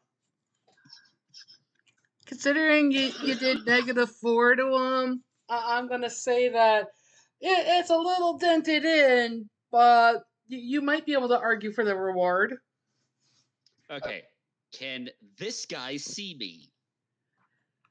And can I see him? Him? Oh, you absolutely see each other. Okay. I have one more action. Oh boy. I'm a roll intimidation. Wait, why do I? Oh, because I have no modifier for intimidation, because the intimidation is charisma based. But is there any bonuses I get for basically running up and flat murdering a man? If you had done it to the other one, I would have granted it, but you took out his peon. Okay, fair. I couldn't reach him, but I'll still roll. And this intimidation looks like is me turning to him and going,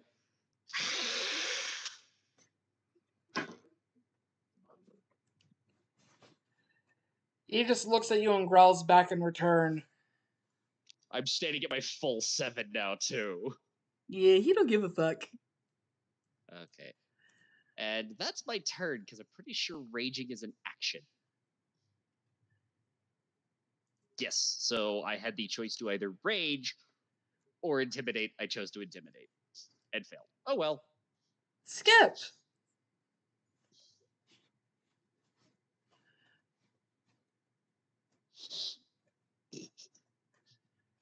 Trickster, I think you're still muted. Yeah. It's your turn. Do the thing. I delay my turn. Huh? How would I represent that in the turn order? Drag me to below below the mall. So you still have up the fuck you blast, right? The readied action, yes. Okay. That's ready until I start acting on my next turn. Which is why I'm delaying. So it's Big Boy's turn. I think Big Boy's outside range, though. Yeah. Come on. Hit me. Hit me. I wouldn't be saying that. It's going to hit you and it's not going to feel good. Let's see. Yeah, no, he's gonna run past you and he's gonna say hello to the other little boy over here. Oh. I tried. Because he sees a smaller target and he thinks, ooh, weaker, squishy. That's a And mistake. let's see. Huh? Well, I'm You're getting getting attacked. sweet. All right, give me your best shot. It's like, Considering oh, I just rolled a 19 on the die, plus his That bonuses. won't do it. Oh wait. He's using stride, right? No, he used his movement to walk up to him. It was 25 feet away. Right, that's the stride action. So he's just moving over. He's not charging. Yeah. He's not doing any fancy thing, right? So hey, Carpet. Does a 33 hit? Crit. This might be relevant. First off, I believe Eric has something to resolve before he even gets to attack me. Second of all, Okay. So he's using the stride action to move across. Yes. Yep. Is that triggering your held action, Trickster? It's not triggering my held action. I'm going to use a reaction on something else. Okay. The spell Lose the Path. He's within 60 feet of me when he moves over that way. Okay, so this one, we'll say that activates when he's about here, because I imagine, line of sight. I don't need to see him. He just has to be within range. And me be aware of his presence. Let's see. Row. 8. A will save. Well, that's a nat 1. Oh no, it's a critical failure. All right. Oh, hey, Cool. Cool. In that case, I would like him to move his full distance in the opposite direction. Half distance. Wait a because minute. It's Because difficult, difficult terrain. Oh, right.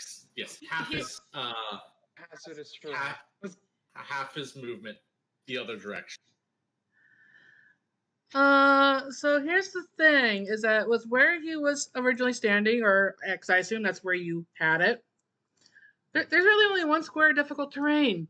So let's see how. No, The spell parade. read the spell failure. The spell failure, the creature treats all squares as difficult terrain. Yeah. And then critical failure is that plus Eric gets to decide where he goes. But I can move it into the cactus. I'm not moving No. him into the cactus. I'm moving. No, you can't, because you can't move it into a hazardous terrain or into a place it can't stand. Correct. Oh wait, So no, it I was just moving can't this read. way. He's now moving this way. No, I want him moving. I would like him to move as far as he can this way. So difficult terrain is half movement, right? Correct. Yes, so he gets half his total stride distance. So he gets to ignore the first square of that, which leaves him with 20 feet. So another half would be 10. Because he has an ability where he gets to ignore the first square of rough terrain. But he's still Now not. he's over there and he's like, what the fuck? And that is one of my. That's just for his action, right? His one action, right? So he can turn around and Yes, yeah. He still has his other two actions. It's not like I'm preventing it. Either way, that means I'm not taking that damage just yet. No, you're not. So much for that 33. Hey, I'm a spellcaster, Chris. Yeah. I know what's coming for me, alright? Like, you don't have to tell me.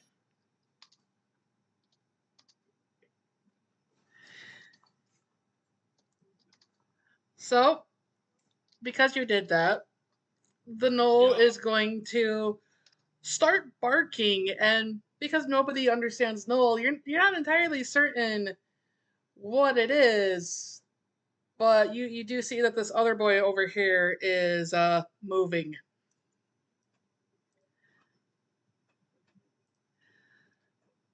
And that ends our leader's turn. That's certainly an action. I don't know what that action is. Oh god, he can give orders. Yes, he barked orders. Oh no. I think our leader man might have levels in fighter. Did his giving orders let the other one move on his turn? Yes. It allowed him to use his reaction to move. Yeah. There's also psychic stuff that lets you do that.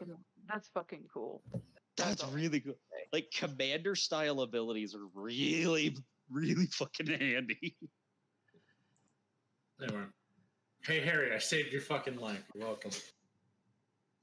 Thank you. Now, I was unmuted. Question for Eric. I mean, Chris can answer if she knows. Does that make you lose your readied action? Because don't you need to use a reaction? Okay, so you don't have that anymore. I do not. I cannot use my phase bolt anymore. Because I'm right. Using a readied action is technically a form of reaction. Right? That's the reasoning.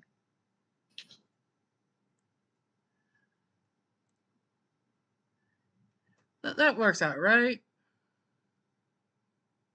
Yeah. Yeah, remember the ruler is set up to be the right distance now, so you can actually just go straight to that square. Yeah, that's. So he's going to pull out a battle axe. Does a 24 hit you? Yes. So he takes a battle axe and swings for 11 damage, 11 slashing.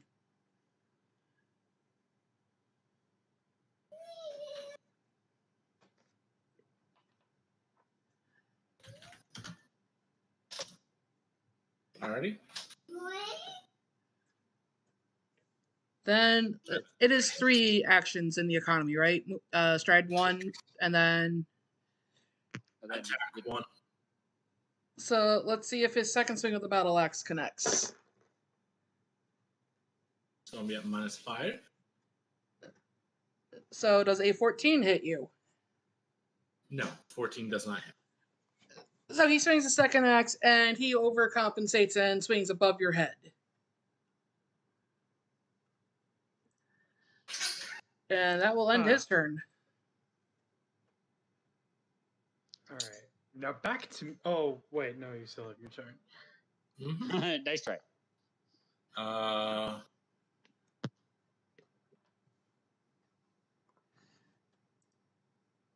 I will stride to here. All right. And then I will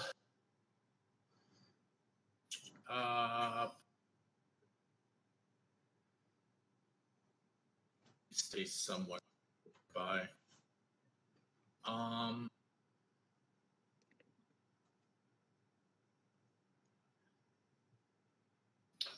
I will cast Phase Bolt. My spell attack rolls are at +9. I believe that means I get a +9. My roll here. 18 + 9. Damn. Yeah, that's gonna hit.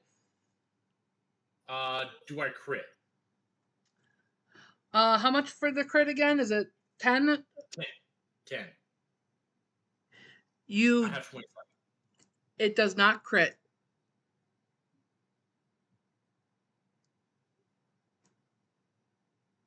I will say you are a point away, but it does not crit.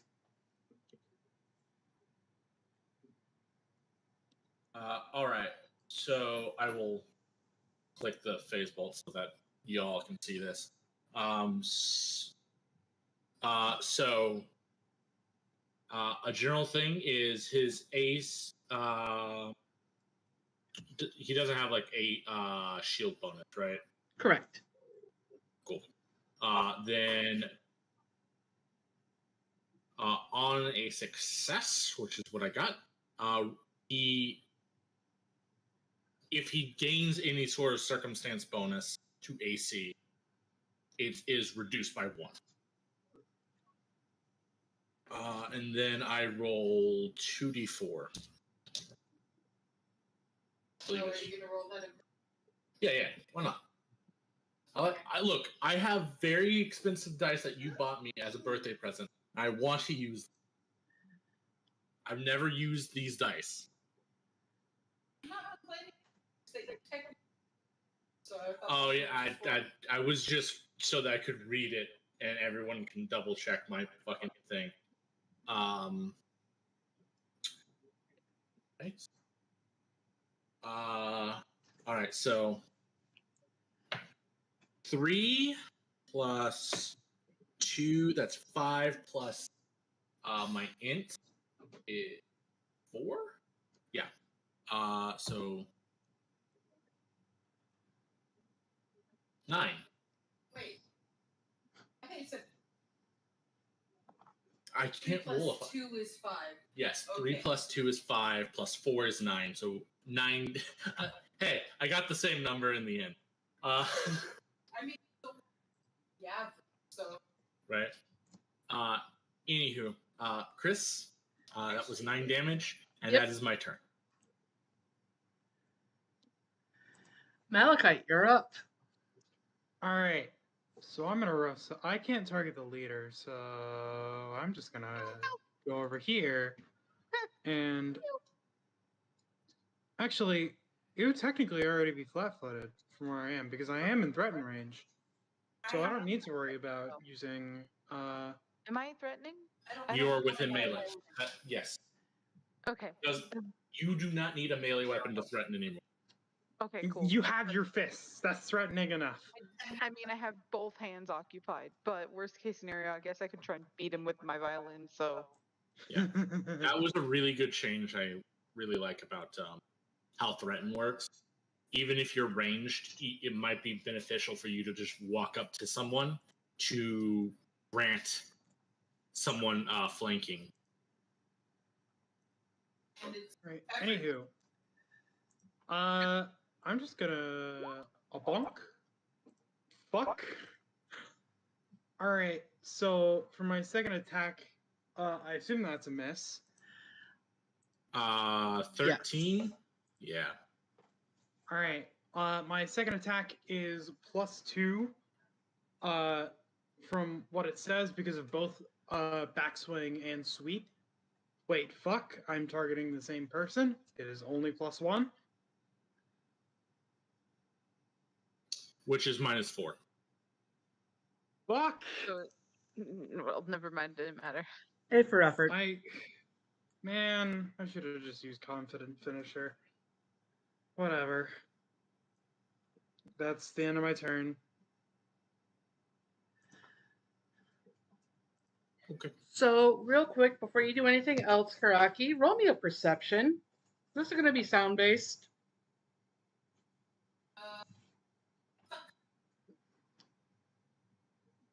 Sorry, I went to go on mute and fruit fly landed on my hand and it tickled.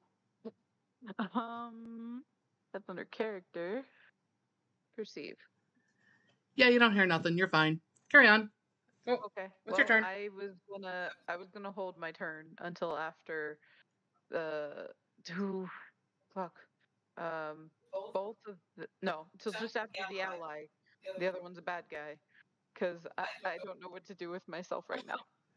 So, after Hesperius or after Skip?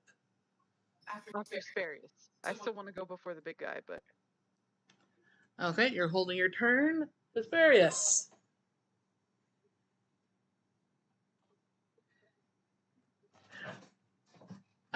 Okay.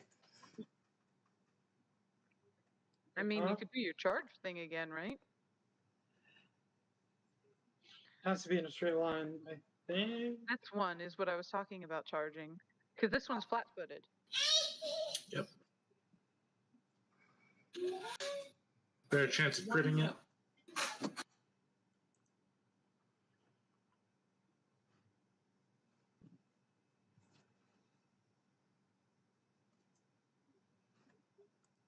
Merrick, are you muted? Sorry. Yes, my first action is going to be rage regardless, so I can't do my charge.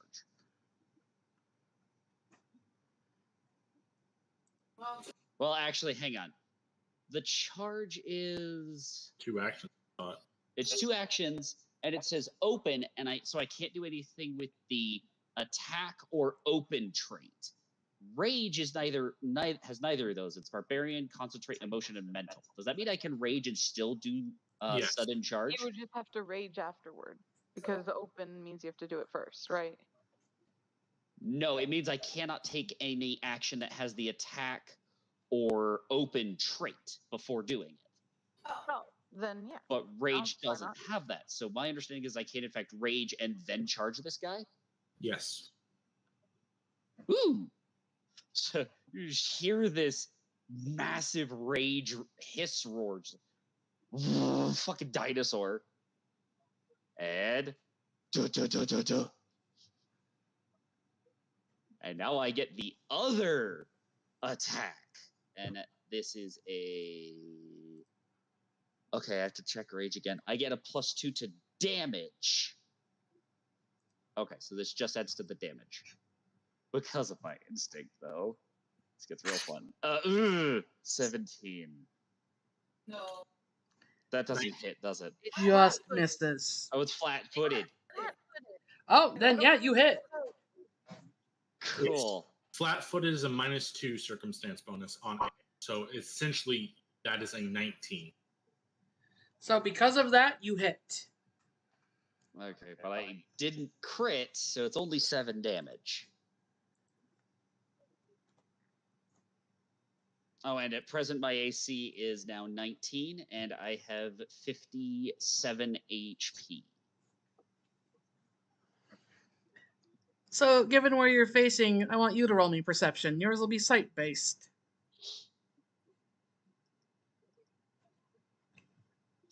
Do I have a thing for that? Hang on. Just perception.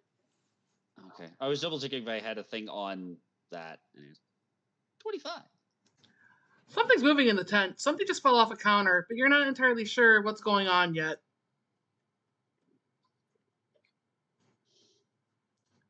Someone should get that. Rocky, it's your turn. As he runs over, tries to bite this guy, as he sees that, he just points past Karaki and hisses really loudly, past the knoll.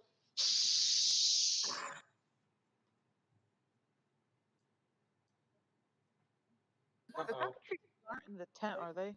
They are. The cockatrices are in the tent. Yeah, Okay. either the cockatrices are out or someone's trying to get the cockatrices. Okay. One or the other, doesn't matter. Can I? Let's see. Hold on. What are my spells? Do I have anything? You're the person. Is there who a can placate them disengage the action? best. Yes, there is. You don't know. Not a. Bear in disengage mind that action. attack of opportunities are very special things now, so. Oh, that's right. I forget.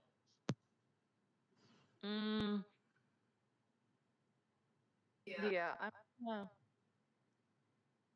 Do I have over the counter if I look around, like turn around? I want to say if you got to the front of the tent up here, you'd be able to see what's going on. Okay. Would it take my whole movement if I moved that 10 feet, or would I then be able to continue my additional 15 after seeing? If you want to move after you see, you're welcome to move. Okay. Then I'm gonna do that. 10 feet. What do I?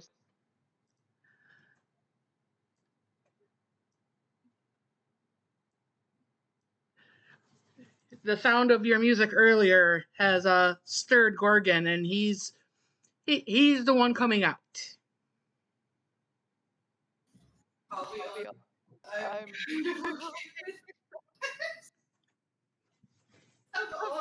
Like I'm not about to try and get him back in his cage. So if that's the only thing I see, I'm gonna 10 more feet to move back where I fucking was. My first act. And then fuck. But We'll cross that bridge when we get to it. Yeah. At the very least. Well, 2 actions left. I wanted to shield. Well, but he's unlikely to attack you. Yeah. Oh. What does shield do? It's only a +1, right? Yeah. Okay. I'm gonna be risky. I'm gonna do a double magic missile again into the guy in front of me, and hope it's enough to kill. Okay. Player talk here. We might be able to use this to our fucking advantage. Maybe. Yeah. We'll find out. Okay. However, if they get shot, and we're not getting paid. You hear me, Chris? I do not. I'm 6 damage into this guy. I'm doing 2 bolts. So 6 damage. Yep. He's not looking good, but he's still up. Yeah, unfortunately. That means I am down to 1 first level spell, and I have no actions left, so I can't shield him. So somebody please help me.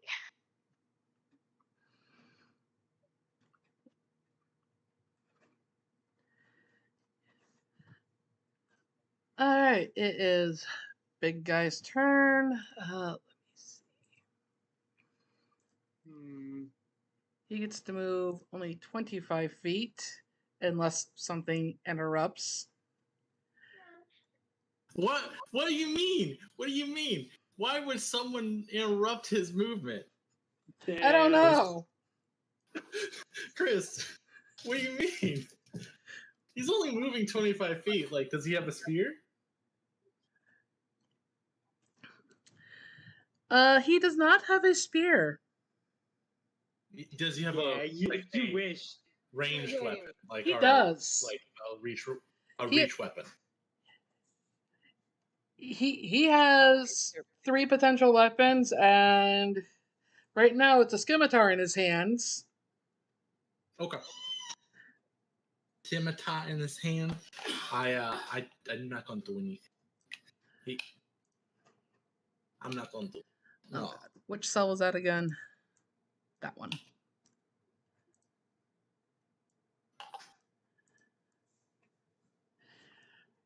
And does it take an action to switch weapons? Yeah. You have to drop your Yeah, it is an action. Sheathing a weapon is an action, right? So you would have to literally drop one, Yeah, and then drawing a weapon's an action. yeah. Free action is to drop it. If you want to sheath, it's an action. Yeah. So to switch weapons, it would technically be 2 actions, but if you're willing to drop the one you're currently wielding on the ground, it's 1.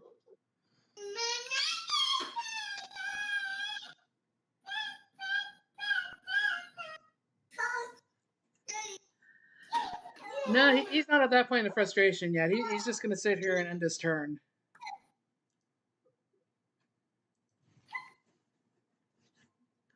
Right. This So, boy, what did he switch to? He didn't. He still has a scimitar. Oh, then why is he ending his turn? Can't attack from here. Yeah, but he's got 2 more actions. He can stride again. Oh, shit, yeah. This time! Well, bearing that Maybe. enlightenment, he's going to stride again. Yeah, well, he's going to attempt to. He's going to attempt to. I will. Oh my spend god, last you're doing round. that again? Yes, I am absolutely doing that again. Lose the path, motherfucker. Get out of here. Moron. Let's see. Actually, I won't. I won't. I should have. If I was going to do it, I should have done it. That is a 23 on that bull beastie. He did. He backpedaled on the action. Oh, Yeah. I wanted to make the joke. It's not a smart move to do that right now. so any problems, Merrick? Obviously, I know Merrick's going to have a problem, but any problems if I swing at Hesperius? No, I mean, so again, since I'm now flanked, I'm flat-footed, so my effective AC is 17.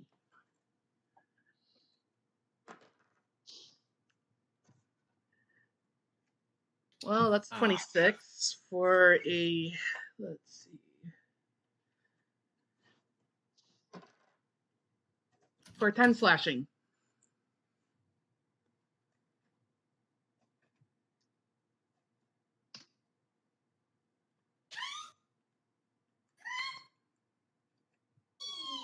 And then that ends his turn. Old boy up here has some decisions to make.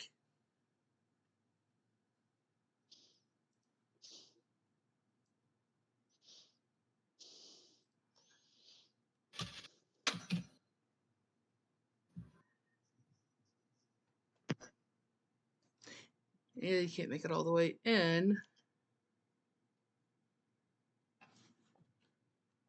Yeah, that's a problem. You know, he's gonna try. Yeah, now might be a good time to use that reaction.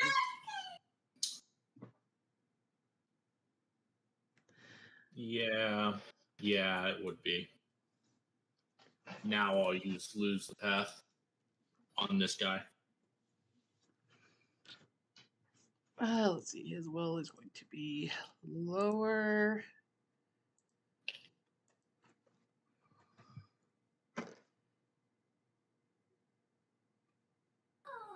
$20. Unaffected.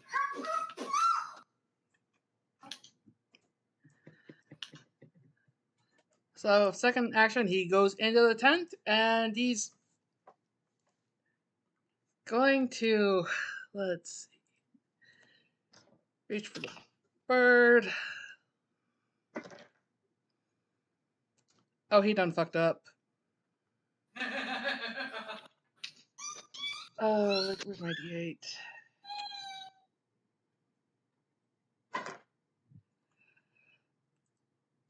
Oh boy.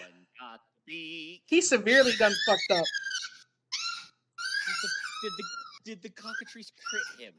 He got the beak. He didn't got have the to. beak.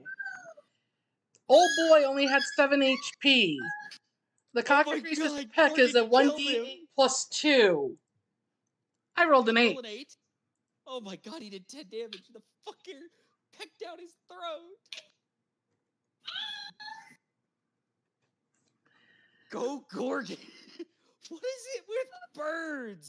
What is it with fucking non-player birds? Yeah. Yeah, my First character we've got just the like owl charged and ahead into the Eric's tent and was wife, like, now we have the cockatoo. I know. "Here, Carrie, you Carrie, got. you've got the death wish."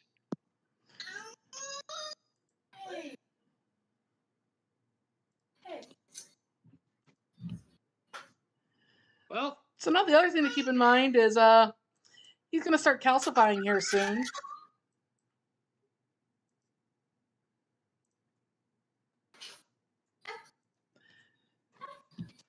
But on the bright side, I'm pretty sure that it's gonna take a while before he's fully stoned. Yeah. So Skip, your turn.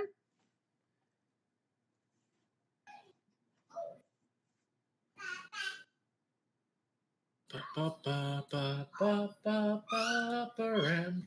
I cast enlarge person. oh, On whom? Oh, the big boy. Oh boy. big boy becomes bigger boy. Yes. Okay, so I'm clumsy 1. What does clumsy do? Gives you slight worse to hit. I accidentally fat fingered. Never mind about. You take a status bonus penalty equal to this condition value to dexterity-based checks and DCs, including AC, range, reflex saves, ranged attack rolls, and skill checks using acrobatics, stealth 15.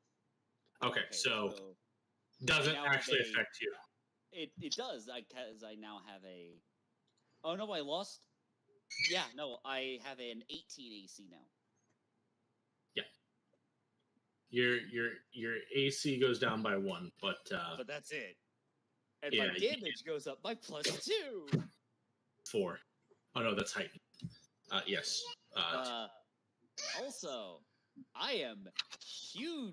I am large size class. Yeah. You now take a squares, don't I? yeah. Chris like to enlarge token.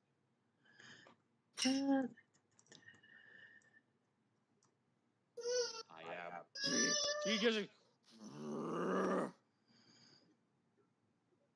He looks at you, gives a nod, looks at the knoll, and just... Yeah. Last action I will spend on. What do I have? Ooh.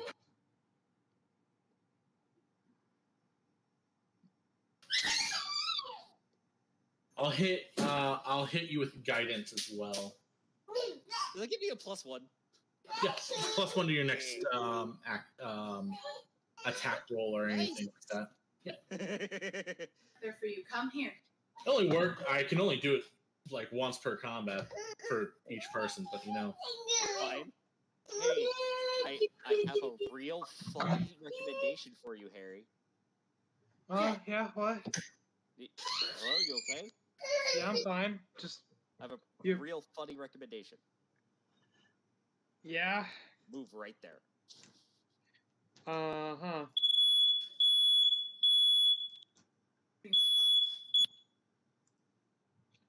All right. Anyway, Who had the smoke Um, detector? I Oh, hey, will Fred. move right I cast here. Fireball.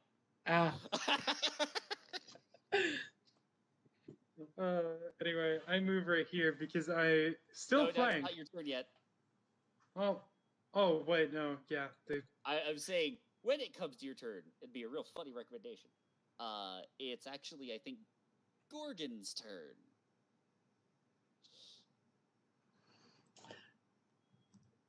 Yep. Oh, let's see. What's the movement and speed on those little bastards? Only 20.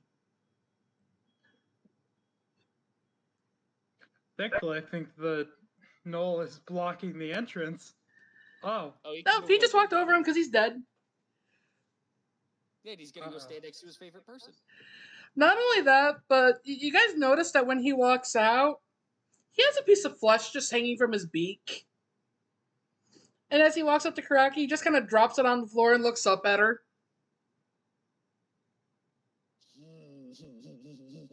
You That have a ends his choice to turn. make. Now it's your turn. All right. Anyway, let's try and finish this quickly. Anywho, I move there. I'm still flanking. Yeah, I'm gonna start with Sorry about that. a confident finisher, which is literally just the same as a normal attack. However, it is a finisher, meaning I deal an extra 2d6 if I hit, and I still deal the precision damage, but halved if I miss. But it's a finisher.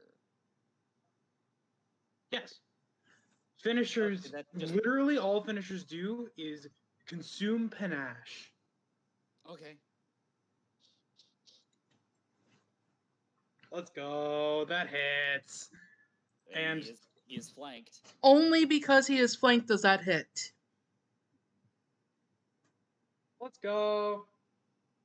And an extra damage. 3. So that is 10 damage. And I still get to move. I feel like will. the nature of the word finisher, it should be like required to be your last attack of your turn. Yeah. You know. That would be so freaking weak. Finishers aren't even that strong. The only thing finishers are good for is the extra damage bonus. You have 3 actions.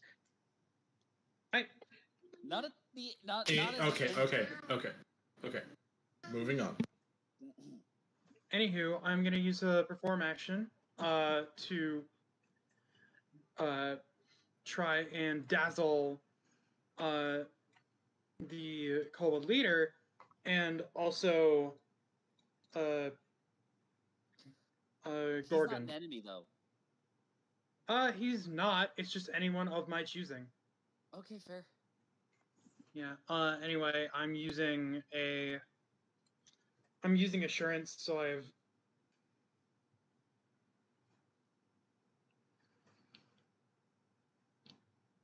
At least I think I'll need to reread rules later. If you want, I can roll. You cut out there for a minute. Sorry. I guess because I mean, like, I'm gonna use performance. I'm just gonna roll. All right. 16. If that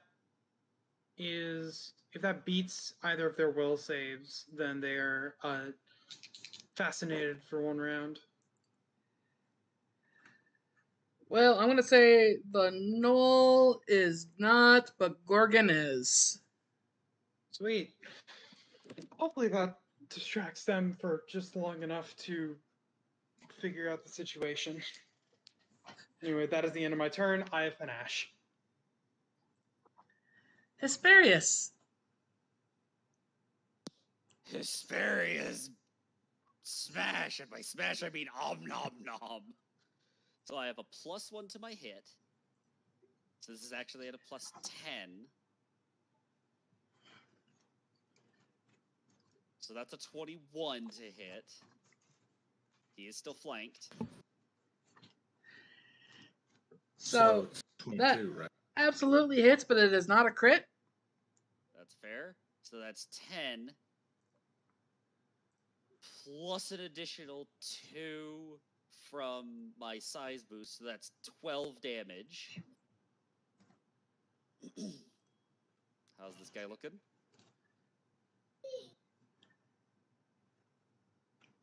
Oh, the damage is in there, so he's looking, a little roughed up, but still decent.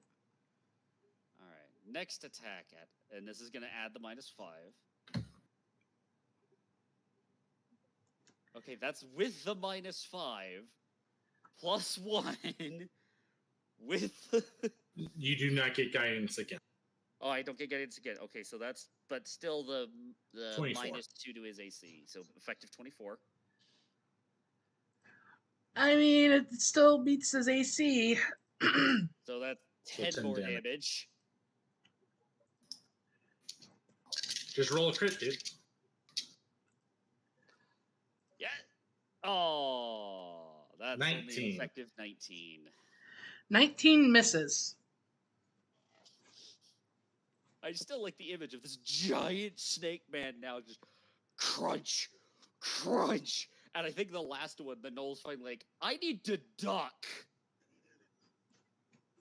And that's what happened is he ducked the last one.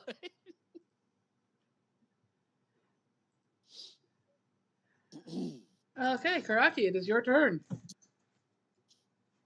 You have a decision to make. Muted, but I do. You are offered a piece of food.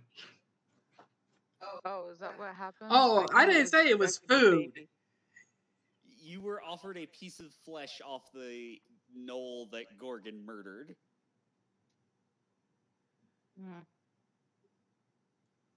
Well.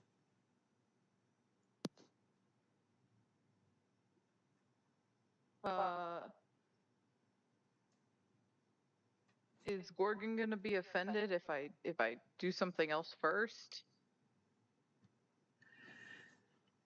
As What long does as you pick Dazzle up the do? piece of flesh at some point, I don't think it'll matter. What does Dazzle do? -1 on all rolls.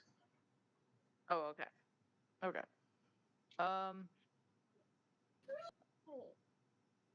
Is the piece of flesh dirty? Like, is it still covered in blood, or is it like?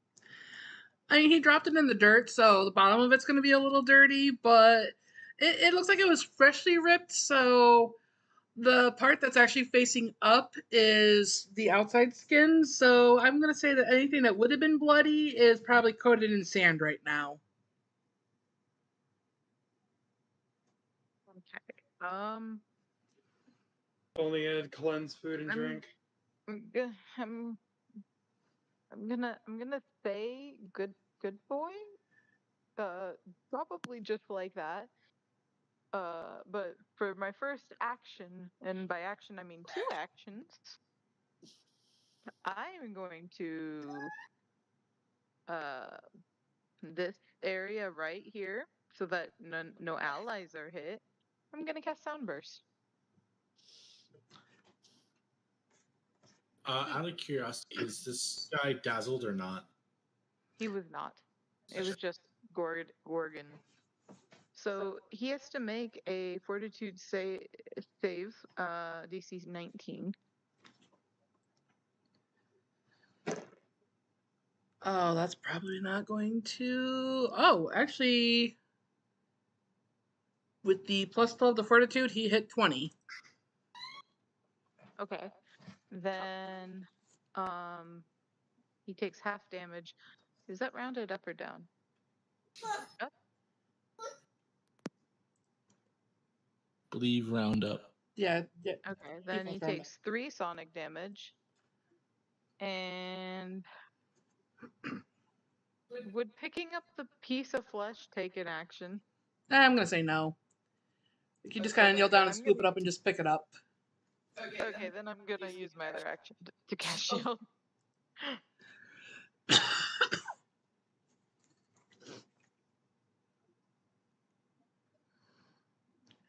that end your turn? Yep, that's 3 actions, so.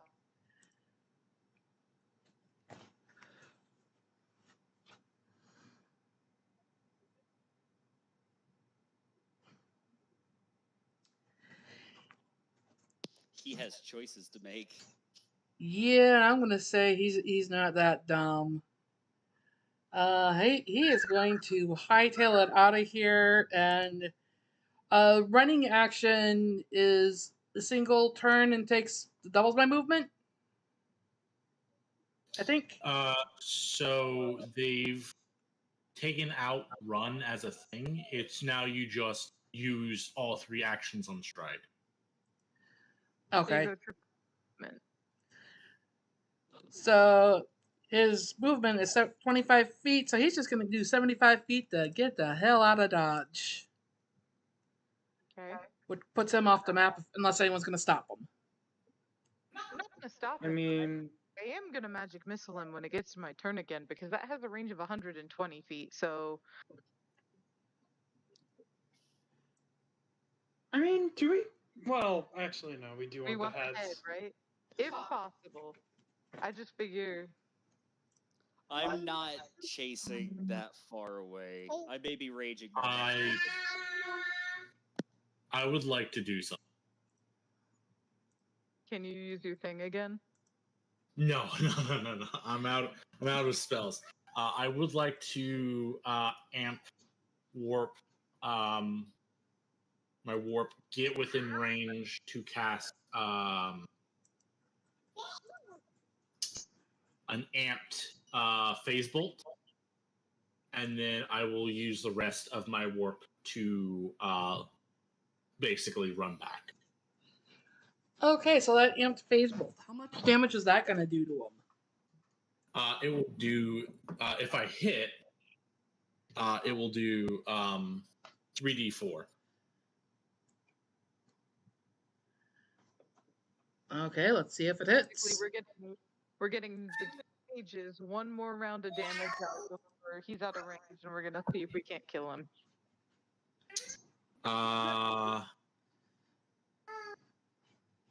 23 to hit.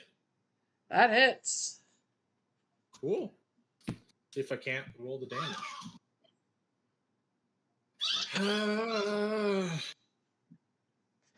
I'm assuming it was just a success, correct? Yes. Oh yeah. Double check. Amps.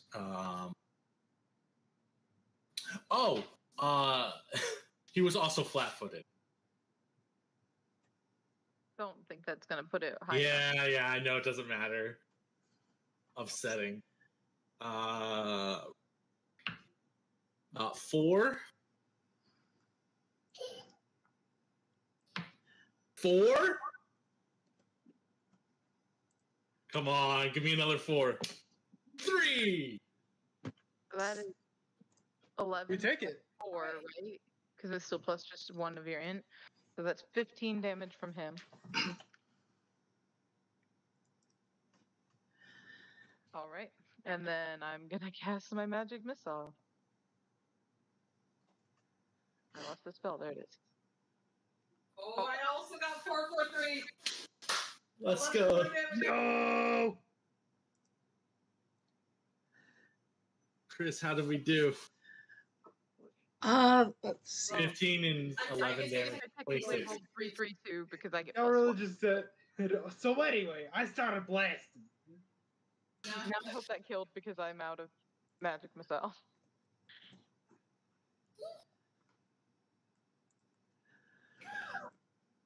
Finish them off. He is down to 3 HP. Oh yeah, I can definitely finish that. And you Mind you, he is 35 feet off screen. 35 feet. Off the off screen. screen. Off screen. Hang on. Let me do some math. Fuck. So he Never mind. is 70 feet away from you. That Okay. is- Wait. No, I forgot to put the fucking range in this spell. Okay. Man, I know I put the shit in, so it must have been Okay. saved. I can catch him, even if he moves max speed. If I do max warp stride at him, I can catch him in my range one more time. What? But if I fuck up, he'll just kill me. This is where I have an idea.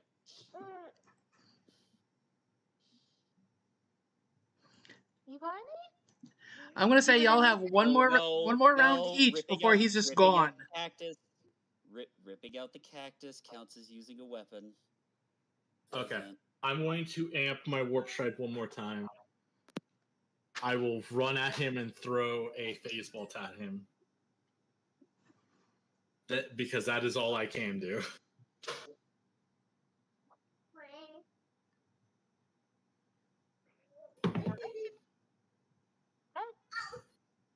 Okay. Not flat-footed. So 22. His AC is 21. How do you want to kill him?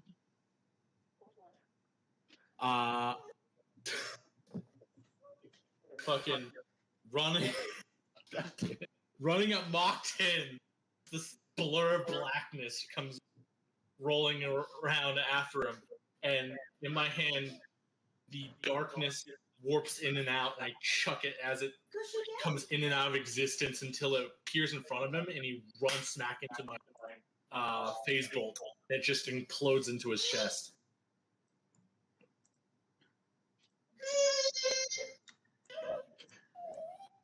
So, I'm going to assume that you go to harvest the head, correct?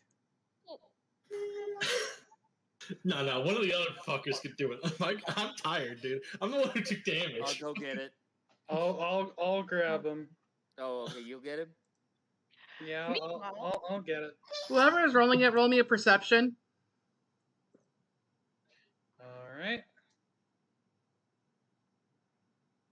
Oh.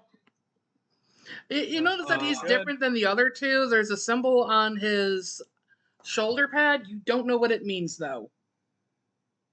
Oh, can I roll recall knowledge on it? If you're there with him, or if he brings it back. I mean, y'all like, hey, what's this? Also, I'm gonna like drag him back, and I'll start sawing at the head or the neck. Neat. 19. He's some kind of leader.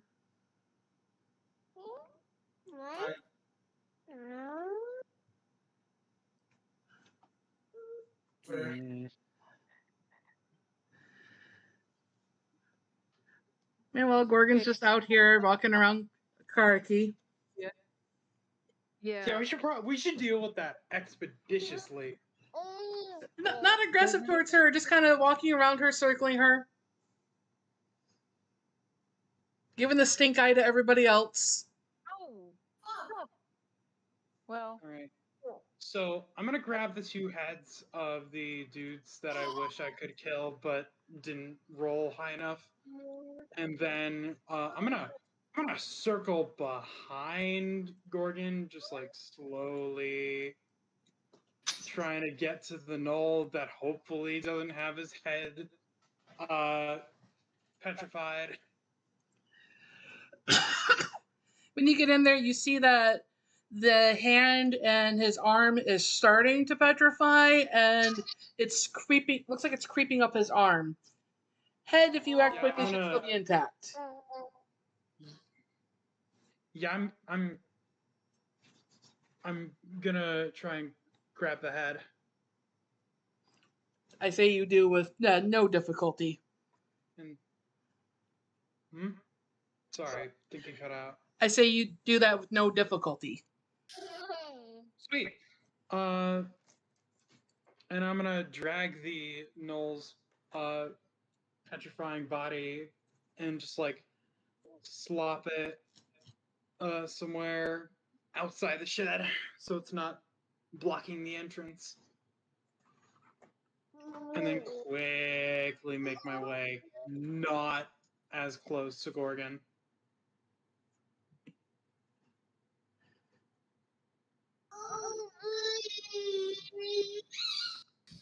I guess my life for the next probably 14 hours is just entertaining Gorgon.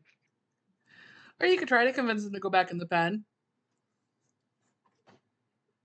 I mean, I'll try. What do I got to roll for that? Roll me a performance. Oh, I can try that. Guidance. I got a natural 3. Bruh.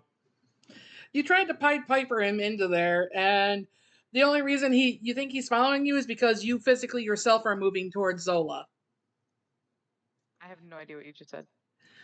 You tried to Pied Piper him back in there to lure him in, but he doesn't seem to be responding to the music this time. But as you physically move towards Zola, he follows you. Okay. Interesting. Am I still big? Don't think so. Depends on how long it Yeah, lasts. Lasts 10 minutes, doesn't it? Something like that? 5 But he minutes. can dispel it.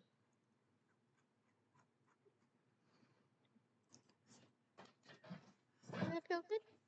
All right. Are we gonna continue this to what's his name returning and getting a reward? I assume.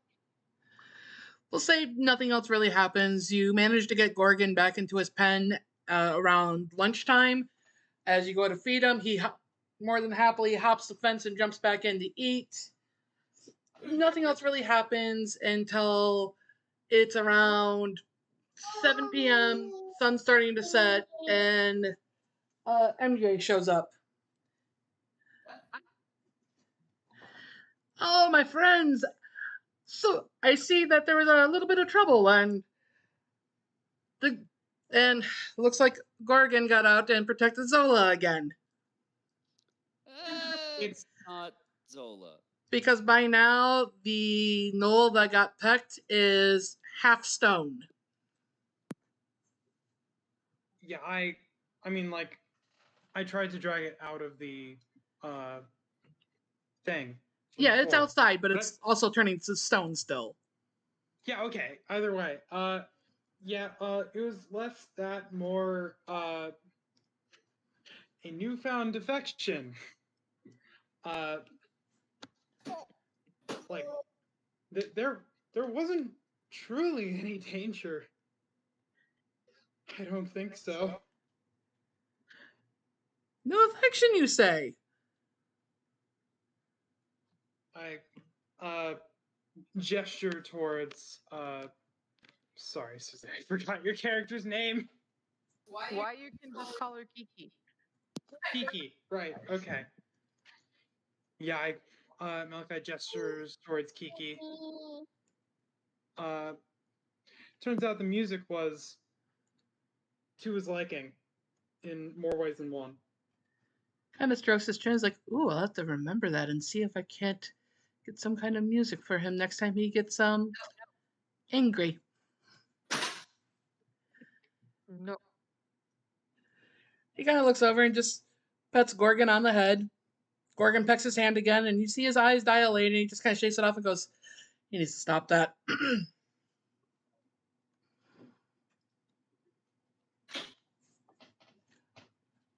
Wow. Well, you lot don't look worse for the wear, so it seems like everything went quite well. All things considered, I'd say so. If you wait just a moment, I'll have everything taken care of for you. And you see that he goes back to a desk in the back and pulls out a scroll and starts writing some stuff down.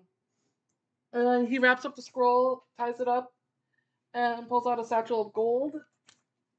And says, who's going to be reporting back to the guild? Hello. So he's going to hand you the scroll. He's like, give this to Lena. She'll handle everything else. But as far as your reward, and then he hands you a sack with 400 gold in it. And he looks around the shop and nothing's broken, surprisingly. I mean, some of the stuff that's fallen over, he could tell because it's not in the same place where he left it. But he's like, and the shop's not even worse for the wear. So he reaches back and he grabs a carton of eggs and hands it to you as a special thank you. So you've got 400 gold. Could these be hatched? Well, you can most certainly try, but I don't know if I'd recommend it. I usually have my clients eat them. Because before they're hatched, cockatrice eggs, very good, very nutritious, and they don't have the petrification in them yet. I hand it to Kiki. Oh, I hand it to anybody who looks like they have a backpack because I don't have one. Don't look at me. Okay, I guess I'm carrying this then. You have a I carton assume of cockatrice eggs. I assume I just have some kind of little satchel or some shit for my potions. Oh yeah, Skip, do you need a potion or you think I you'll think be okay? the three null. I guess I'm holding the three null heads in my hands at this point. Why not make the big guy carry the heads? By all means. Although you may want to make me medium size again. No, by now they would have worn off, but yes, you're right. Yeah, this is Hours Fine. later, dude. So he'll just carry the heads. He just bats the heads to knock off any excess blood. I At this mean, point- I would have precipitation clean them up. Oh, Fine. cool. Takes me no Alright, time to do that. Shall we?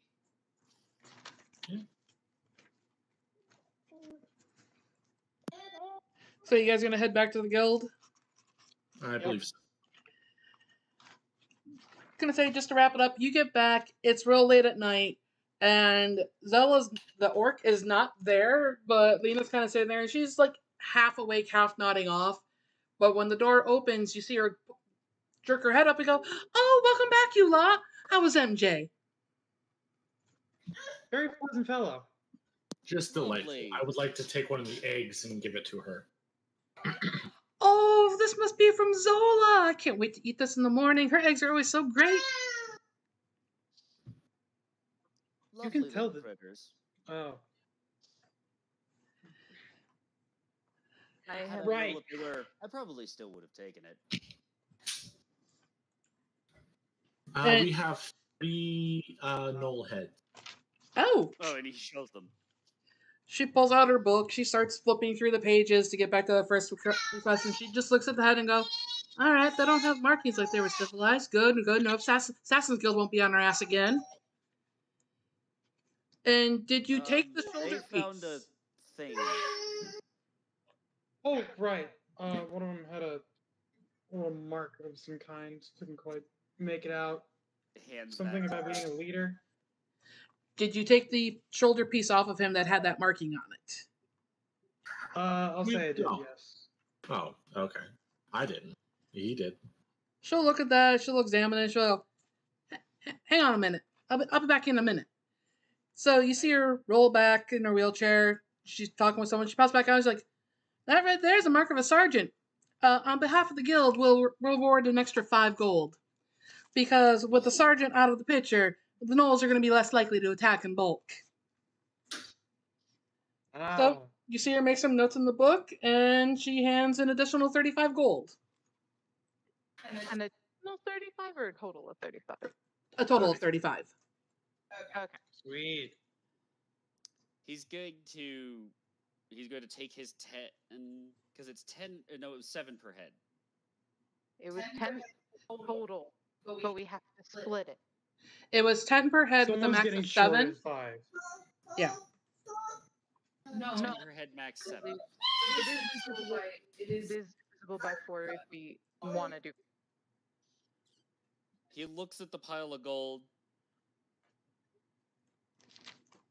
and goes, "Kiki, What I do? you count." Okay,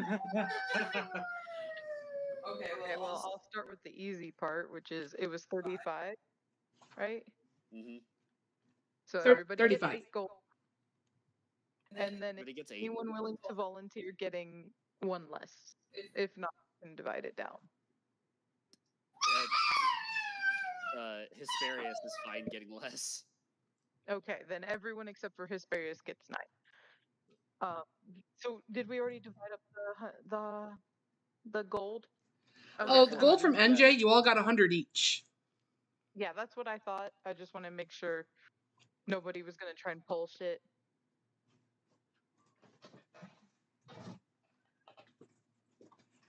And then an additional,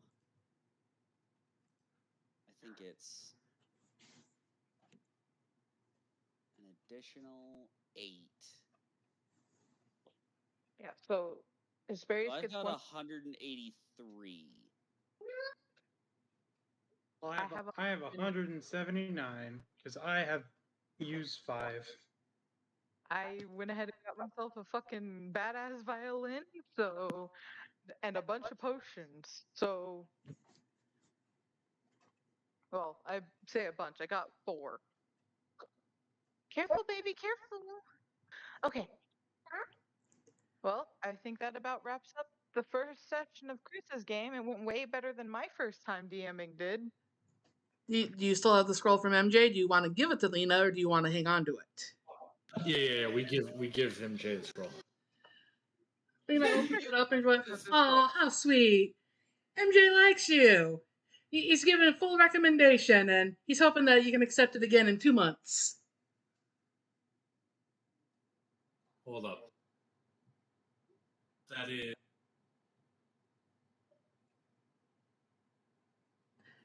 Two months end game, not 2 months actual. Well, you know, It might- maybe. He did that while he's messing out. No, I was my character would absolutely. So that's great.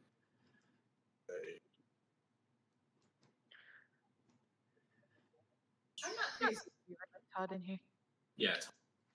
Okay. Uh, Oh, it says it's 71. That's why. yo, that's a decent amount of gold per week, guys. Like that's livable. Like That is Like, middle more than class livable. That's middle class livable. From the one job where we have to stand out there for like a day and a half. Holy shit. And every other month, he goes on and gets supplies. And I mean, Well, as long as Gorgon doesn't, it might end up not being as scary as it could be.